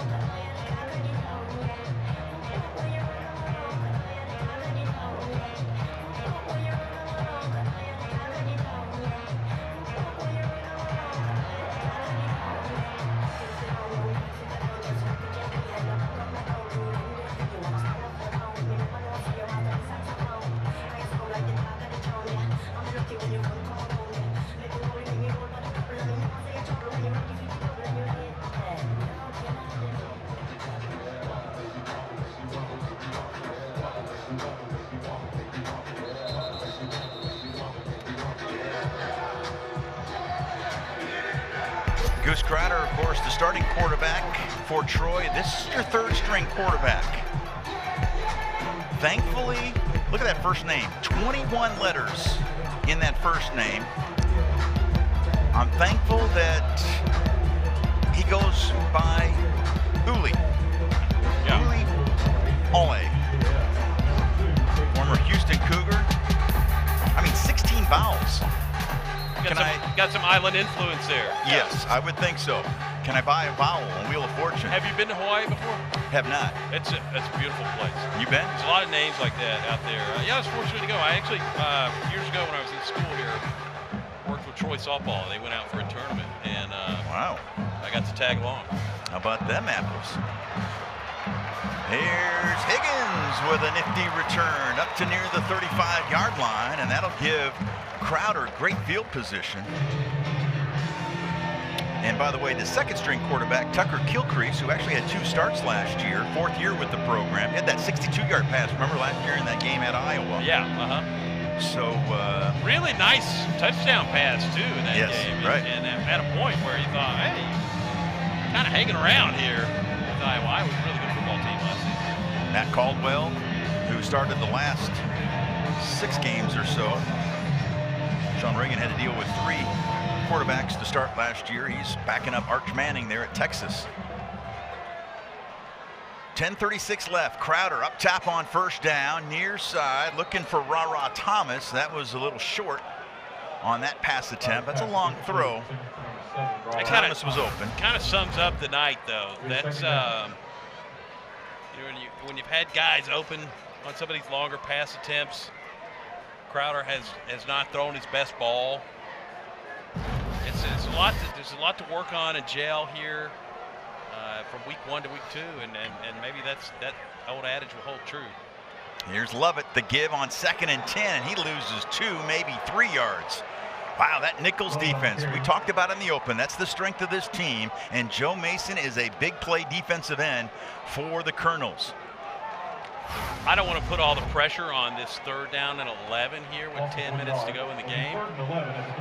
But this is a massive play here, because if you send the defense right back onto the field after a 30-second clock break, after they just got gashed down the field into the red zone, this may not be a pretty outlook here. 3rd and 11, Crowder across the middle, caught. First down, Troy. That's Higgins. Peyton Higgins with his 50th career catch. And that was a biggie. Peyton Talley made the stop, but not before Troy will move the sticks, or will they? Roughing the passer, 51 defense. That 15-yard penalty will be added to the end of the run. They will move the sticks and add 15 more yards. Joe Mason, we've been bragging about his play all night long at that defensive end position, but that time, the personal foul. And that will give Troy outstanding field position down into the plus side of the field. And they're going to mark it at the 38-yard line. First down and 10 at the 38 for Crowder and company with under 10 minutes left. That was big right there because Troy tonight's been all give and no take in penalties. Troy's almost 100 yards in penalties given up. That's just the 4th penalty of the night on Nicholls State, one that's going to potentially turn out to be huge. Play action, and the pass incomplete. He was looking for Roman Mothershed. They hooked up on a 27-yard touchdown strike in the first half, late in the first half, to make it 10-7 at the break. And something happened with Mothershed there. I don't know if he just wasn't able to turn. Maybe his cleats got caught in the turf. Something weird occurred there when he was able to turn around, try to catch that ball, and he just fell down. 2nd and 10. Crowder 12 for 22 through the air. They'll keep it on the ground. Meadows breaks the tackle. He's still on his feet. Boy, he is churning, working hard inside the 30-yard line. He is very close to another first down. Look at Meadows. When they go to game film tomorrow and look at this game, that's going to be one of the biggest plays that he'll get praised for right there. Running backs, you never want their legs to stop moving, and Meadows was grind until he got almost to the first down marker. He comes up just shy, but really, if he had not put in the effort that he did on that play, he's probably stopped right there, and instead is able to gain an extra 4 or 5 yards and set Troy's offense up for a great opportunity here to convert inside the 30. Alex Villavaso is the injured Colonel, the redshirt junior tight end, defensive end. Looks like maybe a cramp. Yep, and Villavaso is walking to the Nicholls sidelines with 9:19 left. Nicholls has the lead, but Troy is moving. It's a new indoor football facility down the hill from the stadium there. Yeah. Interim athletic director Kyle George came by to see us, talking about it before the broadcast tonight. Now, right now, no turf in the bottom. So I told him, I said, the rodeo facility looks outstanding, man. It's all dirt in there right now. They are really working hard on facilities. He was talking about, I think, something with the soccer. Talking about, I think Kyle's going to be with us. Yeah, new video board. Yeah, coming to soccer. Yeah. So. And Kyle said he will join us at halftime with the next broadcast that we'll have. That'll be the Battle of the Belt that first Saturday in October. Talk about all these facility upgrades at Troy. And there is a handoff up the middle. Needed a yard. I think he got about 1.5 yards, and that's going to be enough for a first down. And that'll continue the drive for the Trojans. Well, the clock's moving in the right direction for Troy right now, 8:40 and counting. You cannot afford to have an error at this juncture of the ball game, and hopefully, if you're the home team, have ironed out the mistakes that have occurred so far in this ball game. All sins are forgiven with touchdowns on this drive. 1st and 10 at the 28. Crowder's favorite target tonight has been Ethan Connor. He's looking for the big chunk to the end zone. Touchdown, Troy. That's Trey Taylor, the transfer from Coastal Carolina. And the Trojans have the lead, their first of the night. Just an absolute, phenomenally beautiful touchdown pass there from Goose Crowder to the end zone. And he was able to haul it in, Trey Taylor, for the touchdown. Great pass, great catch. If you can go out and put on a great defensive performance the rest of the way tonight, nobody remembers years from now how the rest of this game went for the Troy Trojans. And that was one, that's a touchdown pass right there that is redemptive of all sins in this ball game, like I said earlier. And so that's one that can wash so much away from what has gone wrong tonight, because that looked absolutely right, and it's been what they've been trying to accomplish in all 4 quarters of this game this evening. Scott Taylor Renfro in for the extra point. The hold by Crenshaw. Colton Walls, 2-year member of the Troy's baseball program, is the snapper again this year, and Renfro has made it a 24-20 lead for the Trojans. We talked about Colton Walls. You know, he's the son of a former Trojan, Lee Walls. And here's the touchdown, and it was a beauty. Crowder to Taylor, 28 yards, and the Trojans have their first lead of the season.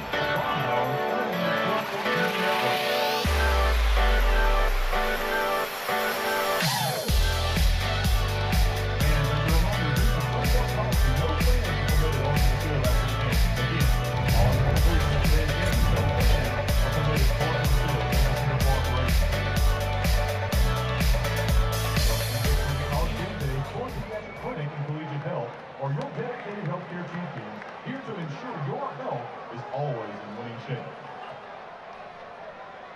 The Alabama Department of Transportation reminds you to always buckle your seatbelt when you're on the road. Seatbelts save lives. Learn more at drivesafealabama.org. Now turn your attention to the board for today's Alabama Department of Transportation Drive of the Game.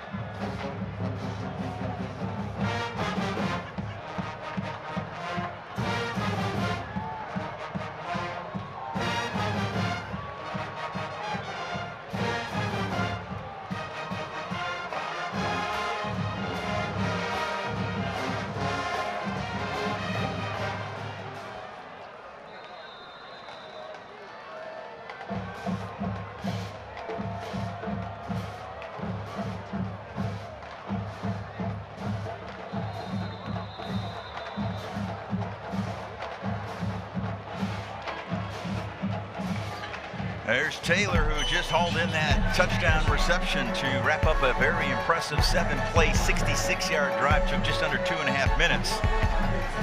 And that's a nice response because Nichols had a 70-yard drive on 7 plays to take the lead on the field goal by Showalter.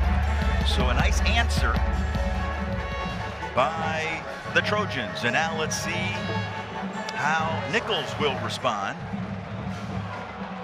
Troy trying to avoid the upset bug tonight. They've got a couple Tigers the next 2 weeks at Clemson, and then back here at the Vet against the Memphis Tigers. And tonight, Clemson right now leading 10-3 early in the third quarter against LSU in a top 10 tussle.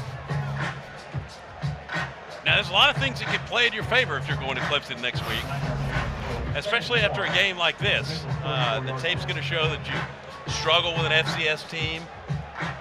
Clemson's going to be beat up after a game like this against LSU. Very it's a grind football game yeah. they're playing tonight. Stringer and White made the tackle just shy of the first down on the previous play, and this time the Trojan defense gets a tackle for a loss. It's Julian Peterson along with Filsamy. He's got 3 starts in his career, had 18 tackles last year. 3.5 of those were tackles for losses. Dante Wright talking about him. Just talking about just so pleased with this revamped defense of his. Yeah, he's pumped about this defensive line, and it all starts with the nose guard, Luis Medina, the starting nose for this defense. Was switched positions now to his natural position of the nose guard. There's a first down carry, a nice third down conversion there by the Colonels out of Thibodeau. And so that'll move the chains, and a first down. Under 7 minutes left. There's a lot of teams that run a nose guard style defense, and it all hinges on what that guy's able to do. If he's able to bust off that play snap and disrupt the center, got that center thinking about what he's doing all the time, you can really mess up an offense that way, and that's what Louis Medina's goal is every single play. Here's Hogan, and it's picked off. How about that play by Jaquez White? Talk about a smooth transition from Division II to the FBS. That's what White has done. What a debut as a Troy Trojan tonight. Let me tell you, massive turnover for the home team there. And if you're Nichols, Nichols has done almost nothing wrong tonight in this game. And they could not have picked a worse time to have a turnover in this ball game with an untimely interception right there. Nichols trying to air this thing out, get down the field, and get some points on the board. And the Troy secondary coming up. They've been a liability tonight. The secondary has at times, but coming up big there with the interception and getting off the field, going to give the home team the ball back to try to burn some clock. 6:17 to go in the game. That is a big-time play there by White. The 201st turnover forced by Troy since 2016. That's 5th most in the country. They're going to look at this again, it looks like. Well, if you get to keep it, don't get flashy. Run the football.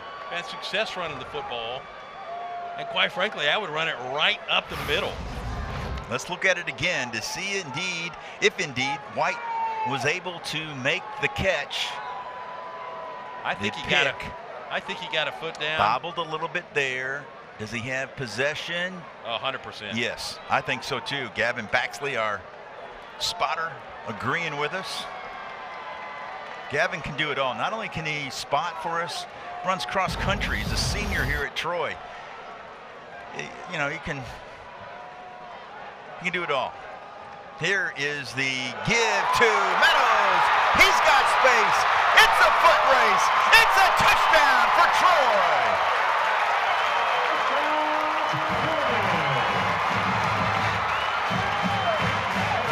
I don't want to say I called it, but run the football right up the middle. It's where you've gotten results tonight and where you just got the biggest result of them all. Huge touchdown play for the Troy Trojans. Run it right down their throat for a touchdown. It was a great play call by the Troy Trojans offense.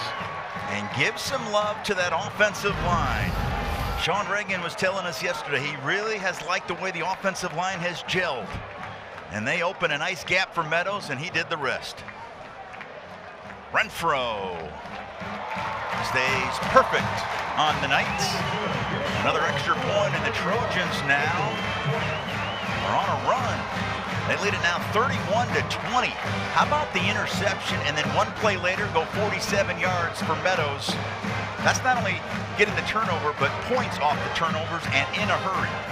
Yeah, just a massive turn of events there for Troy. And, you know, the only downside to what just happened for the home teams is they only burned 3 seconds off the clock. But Parker, he'd say, I'll take the 7. So how about the last 2 plays? First of all, you get the interception by White. That's how you draw it up if you're a DB. Well, and I think what we witnessed tonight, too, is the secondary's grown up in this game. And then Meadows. Boy, he just waited. He was patient, wasn't he? Found the hole, and then he exploded. That's one of those types of backs, too. And we used to say this about Kamani Vidal, who's playing in the NFL right now. Yep. That the more you give them the football, the more they're able to see what's available. You start witnessing tendencies. It's not going to pan out for you always early in the game.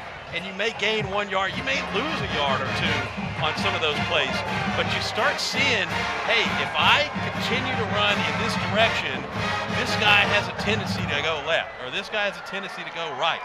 And so you start seeing what dudes are doing with their eyeballs, with their head, their arm, their legs, the way they pivot, the way they turn. Running backs are paying attention to that stuff consistently, and Meadows is able to thread a small gap and get huge results on that play. All right, there's Tommy Rybacki in his first year as the head coach at Nichols. He's looking to see how his team can respond with 6 minutes and some change left in this one. Now down by 2 scores, looking for an explosive play right off the bat on first down, and it's incomplete. A rare incomplete pass tonight for Hogan. Yeah, he said at one point he was 16 of 18 now, 17 of, 22 in the game tonight? I mean, let me tell you, if I'm a Nichols fan tonight, I'm pretty fired up about what's ahead this season. Oh, yeah. I think depth is playing a little bit of a factor right now in what's helped Troy to get ahead, but, I mean, this is a great-looking football team. Christian McNeese was the intended receiver, the redshirt sophomore from just up the road in Montgomery. 2nd down and 10. Hogan pressured. He'll send it to the near side to the tight end Everett Hunter, and the former Lobo from New Mexico makes the catch. The tackle by Jordan Stringer, and it's going to be 3rd down and short. 3rd and 2 at the 28-yard line. Under 6 minutes left.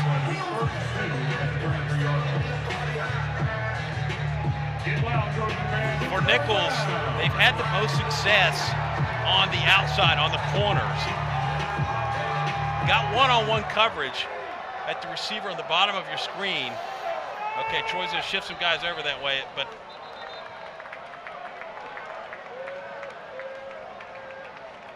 a whistle, a flag.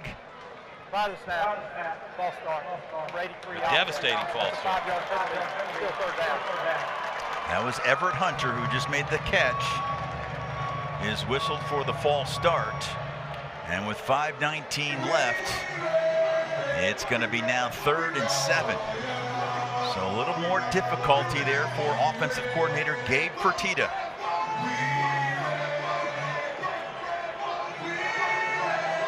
They're going to try to air this thing out again. They've got pass protection in the backfield. Going to be looking left the whole time. Hogan in trouble, going down. A sack back at the 23-yard line. That's Jamal Williams.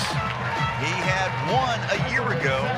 He's got a big one there. He's the transfer from Cincinnati. So you see the defensive staff fired up there on that camera shot just now because that quarterback was looking left the whole time.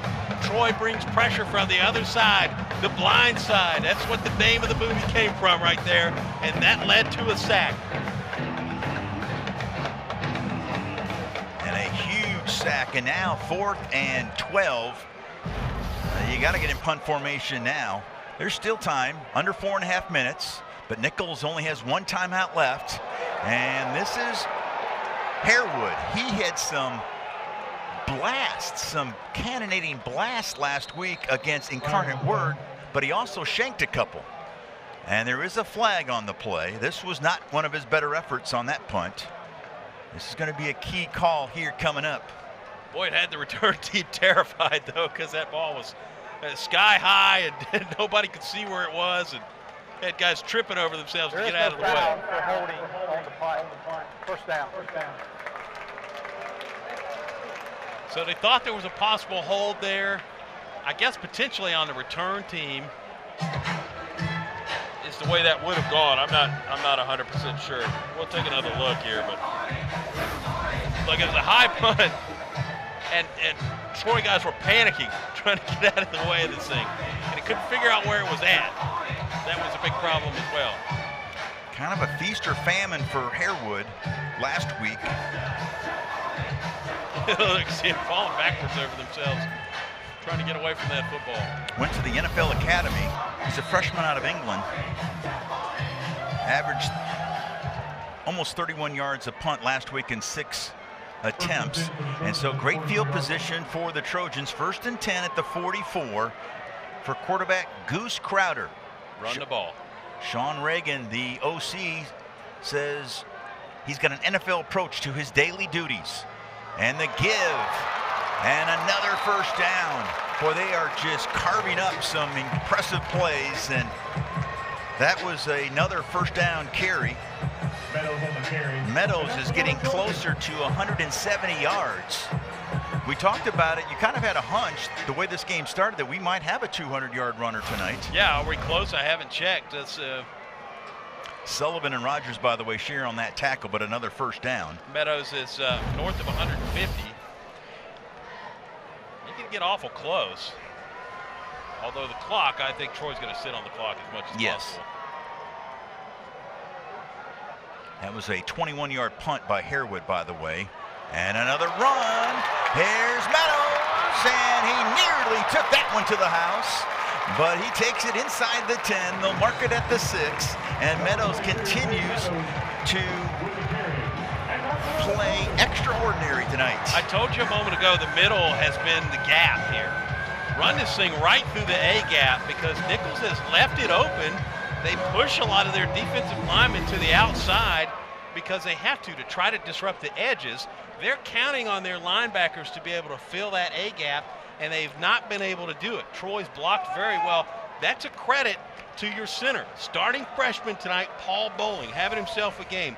Matt Henry, Eli Russ, the dudes up front, the big guys, paving roads right through the middle of that offensive line. Here's Meadows. This time he broke one tackle but gets caught behind the line of scrimmage. A tackle for a loss by Ty Marsh. Meadows, though, now has nearly 190 yards. He was 189 before that run, and he lost a yard. But that was a 27-yard run by Meadows that took it all the way down inside the 10. And it looks like a timeout. Timeout. Nicholls State. It's the third and final timeout of the half. It'll be 30 seconds in length. So Nichols calls the timeout with 2:20. Of course, they got the 2-minute timeout coming up. But it'll be second and goal at the 9-yard line. 2:25. Yeah, Meadows at this pace, he might have 1,000 yards before Troy hits the road to Texas State this year. There you talked about coming up at Clemson next week. Then they'll host the Memphis Tigers. We will not be here for that one. That one has been picked up by ESPNU, I believe. Then they'll go to play at Buffalo. That won't be easy. And then we will be back in the booth, Ben, you and I, and Junior Lewis Saint down the sidelines, and Mike Furco and our producer, director, and the rest of our staff on the production side will be back on October 4th. That rivalry gets renewed. The Battle of the Belts. And coming up for Nichols, unless barring a miracle tonight, a come from behind, they'll have West Georgia at home next week. Then they'll travel to Texas State. So they've got 2 Sun Belt teams that they're playing in 3 weeks.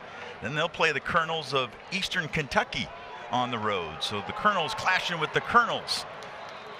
That's what's coming up. You see the rest of their upcoming schedule. Eastern Kentucky is a team that we've called before in this stadium that came in here with a fight like this too, and so these FCS teams, a lot of times it's the depth that's the difference at a lot of these positions, especially with some of the Group of 5 teams, because 11 on 11, a lot of times it's dog versus dog. This is a guy that can play college football facing off against a guy that can play college football. Which is why you've had such a tight game tonight. That's right. Coach Wells in Eastern Kentucky, no doubt a proud program. 2-minute timeouts. We'll be back for the final 2 minutes right after this. Your support as a member of the Trojan Warriors Club helps provide support for capital investment. Thank you for supporting our student athletes as a member of the Trojan Warriors Club. Find out more by visiting TroyTrojans.com/give. Make sure to pack Trojan Arena next weekend as Troy Volleyball has their home opener against Jackson State on Saturday, September 6th. Admission is free for all fans. Following the conclusion of the game, all fans in attendance will have the chance to get autographs from the team. Troy football returns to the Vet on Saturday, September 13th, as we host Memphis. Kickoff is set for 11 a.m., and we will celebrate the 60th anniversary of the Sound of the South. Get your tickets for this matchup now online at TroyTrojans.com/tickets.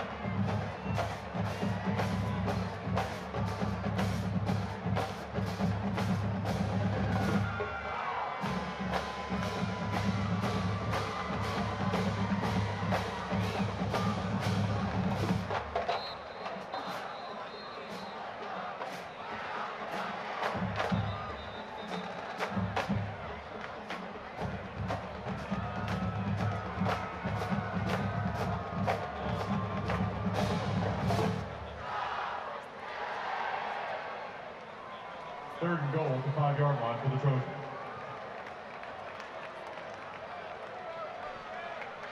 Two minutes left.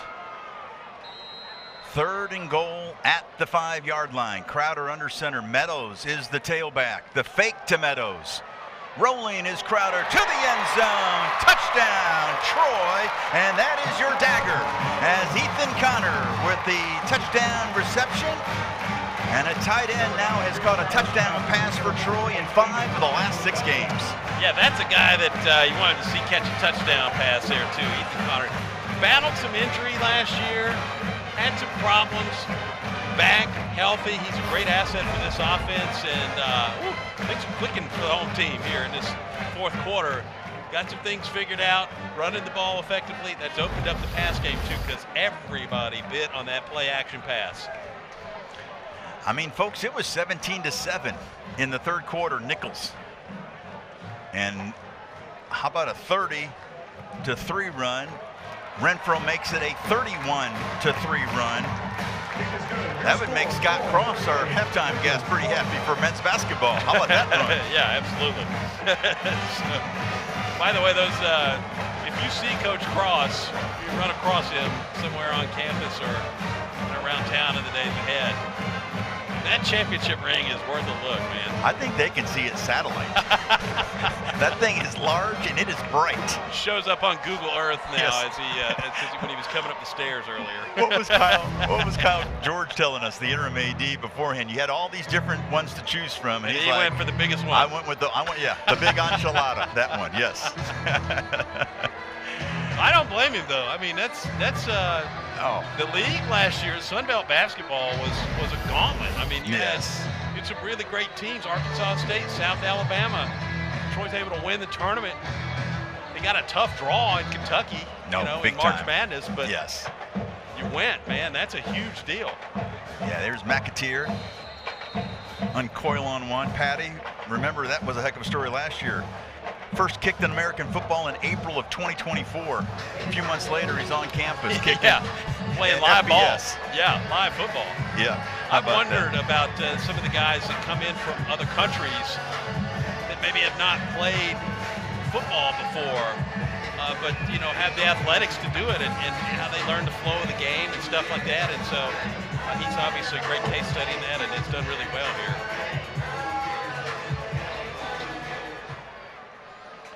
How about Crowder? What a second half he has had. Coach Reagan was telling us he's just so calm and collected. He takes an NFL approach to his daily duties, anything from practice. You talked about it earlier. He's in the building on his own every day. And I thought a great compliment was by Coach Parker. He said that when it comes to quarterback preparation and ability, by the way, that was offsides on Elijah Davis. But when he said when it comes to quarterback preparation and ability, his 2 best ones at quarterback, Sam Hartman at Notre Dame and Daniel Jones at Duke. But he said Goose has those capabilities, and his approach to the game is very similar. He's learned how to lead a locker room, not just his offense. And let's be honest here, Daniel Jones was not the greatest quarterback of all time, but he worked his way into becoming a first-round draft pick. Reset the game clock. He's literally a guy where, if you ever looked at a work ethic case study, Daniel Jones is it. Like, that's a guy that's like, he put it in, he did what he had to do, and he did enough on the field to be drafted in the first round.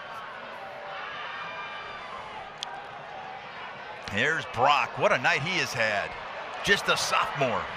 Was the top freshman in the Southland Conference a year ago, and he takes it up to near midfield, finally tackled by Donnie Smith. Yeah, you talk about just a couple more notes on Crowder. He's making corrections, he said, Parker did, with all the wide receivers, running backs, offensive line, tight end, telling folks what he's looking for and his needs. And he says that's not normal, but the special ones have that. And if we can keep him healthy for 12 games, he said that he could be one of the top quarterbacks, top 2 or 3, if not the best one in the Sun Belt Conference. Hogan is in trouble, scrambling to his left, looking deep for the big chunk. Incomplete, intended for Christian McNeese, the redshirt sophomore. A trio of Trojans on the coverage. And it's second down with a $1:35 left. And again, Hogan, a guy like we mentioned that he's been a couple of different places, played football, and a coach's kid. He's had a great night tonight, and been real impressed with him. There's that little dump pass to Brock. How about the run after the catch? Yeah, that guy just makes it happen, man. Yeah. Yak, yards after catch, and he's just a sophomore. Played 1 year and now 2 games into his sophomore campaign out of Pine Forest High School in Pensacola. How about, boy, laying some leather. That was White again. Good grief. Yeah, Jaquez White with the hit stick here. Watch this. Keeps the clock rolling too. That's vicious. Ferocious. Troy's defense, you watch them grow up tonight through the course of 4 quarters. Hogan in trouble, and another sack for Troy's defense, and that's the big fella, Louis Medina, a senior out of Somerville, Georgia. Now 48 career games for the Trojans. And that's exactly what they want out of him. Medina, pressure right up the middle. Be the disruptor. A force on that quarterback. Wasn't able to get him down. Hogan's a tough guy, man. He is. He's strong. Fourth down. I would have broken half if Medina treated him like that. Yeah, we'd be in traction for 8 more months. And there is White. Take a bow, Jaquez White. What a night he has had defensively, and that's going to do it as Troy will take over on downs, and the Trojans can celebrate. And take a bow, Troy Trojans, too, because it's one of those situations where it became gut check time in this game tonight. Backed into a corner, disaster scenario awaiting, and honestly, if you're an FBS team and you lose a game to an FCS team when you've got high hopes like Troy does, it just never pans out well for you down the stretch, and so they were able to avoid that disaster scenario tonight. Again, Nichols, great football team. I'm excited about watching Nichols down the stretch this year. Yeah, they're going to make a lot of noise in the Southland Conference as Goose Crowder with the victory formation takes a knee, and Troy, just remarkable, this comeback in the second half. I mean, like I said a few moments ago, the Colonels were in control 17-7, scored that touchdown early on in the 3rd quarter, but some switch was flipped for Troy in the second half. Yeah, it certainly was, and it was running the football. Running the football opened up so much for this team tonight. And when they did it consistently, when they did what worked, stopped trying to force things, just ran the ball, Troy was successful and wins by a comfortable margin, 38-20. That's the most uncomfortable 38-20 I've ever been a part of. Junior Lewis Saints. He's got Coach Parker. Let's send it downstairs. Coach, that first half didn't go according to the plan, but it seems like you guys found a way to pull away this half. Well, it never does.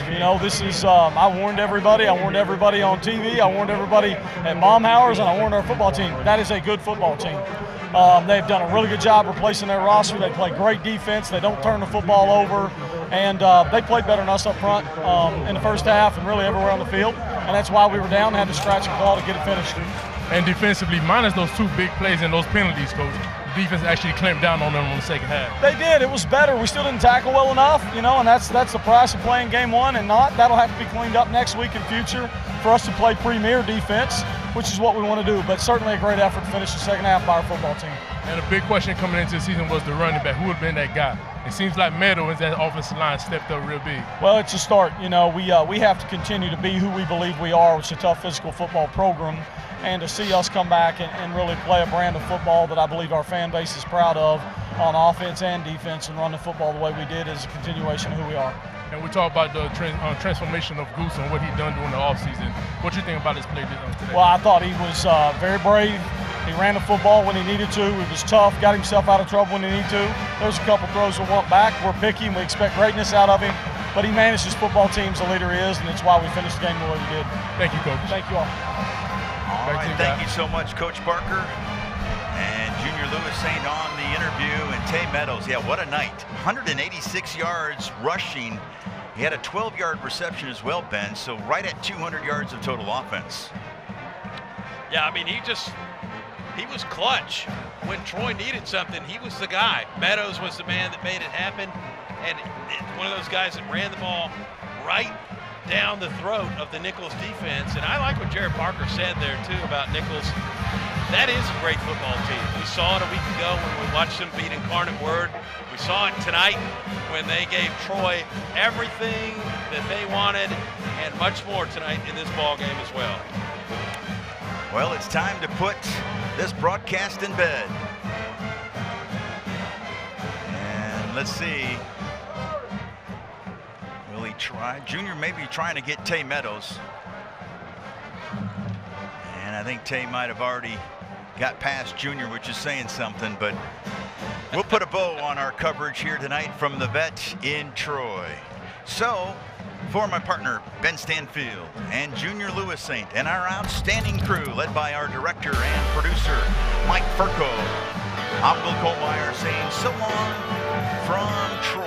Once again, opening night, the Trojans with a come-from-behind win, an exciting and explosive second half as they turn a 17-7 deficit into a 38-20 victory. Don't forget, you can watch all the replays of these games on any of the ESPN networks. This has been a presentation of ESPN, the worldwide leader in sports. We thank you for watching and enjoy the rest of your weekend, folks. I know the Trojans will after this victory tonight on opening night as they improve to 1-0. And they'll be going to a top 10 Clemson team next week, while Nicholls now 1-1, and they'll host West Georgia next week. But for now, good night from Troy, Alabama.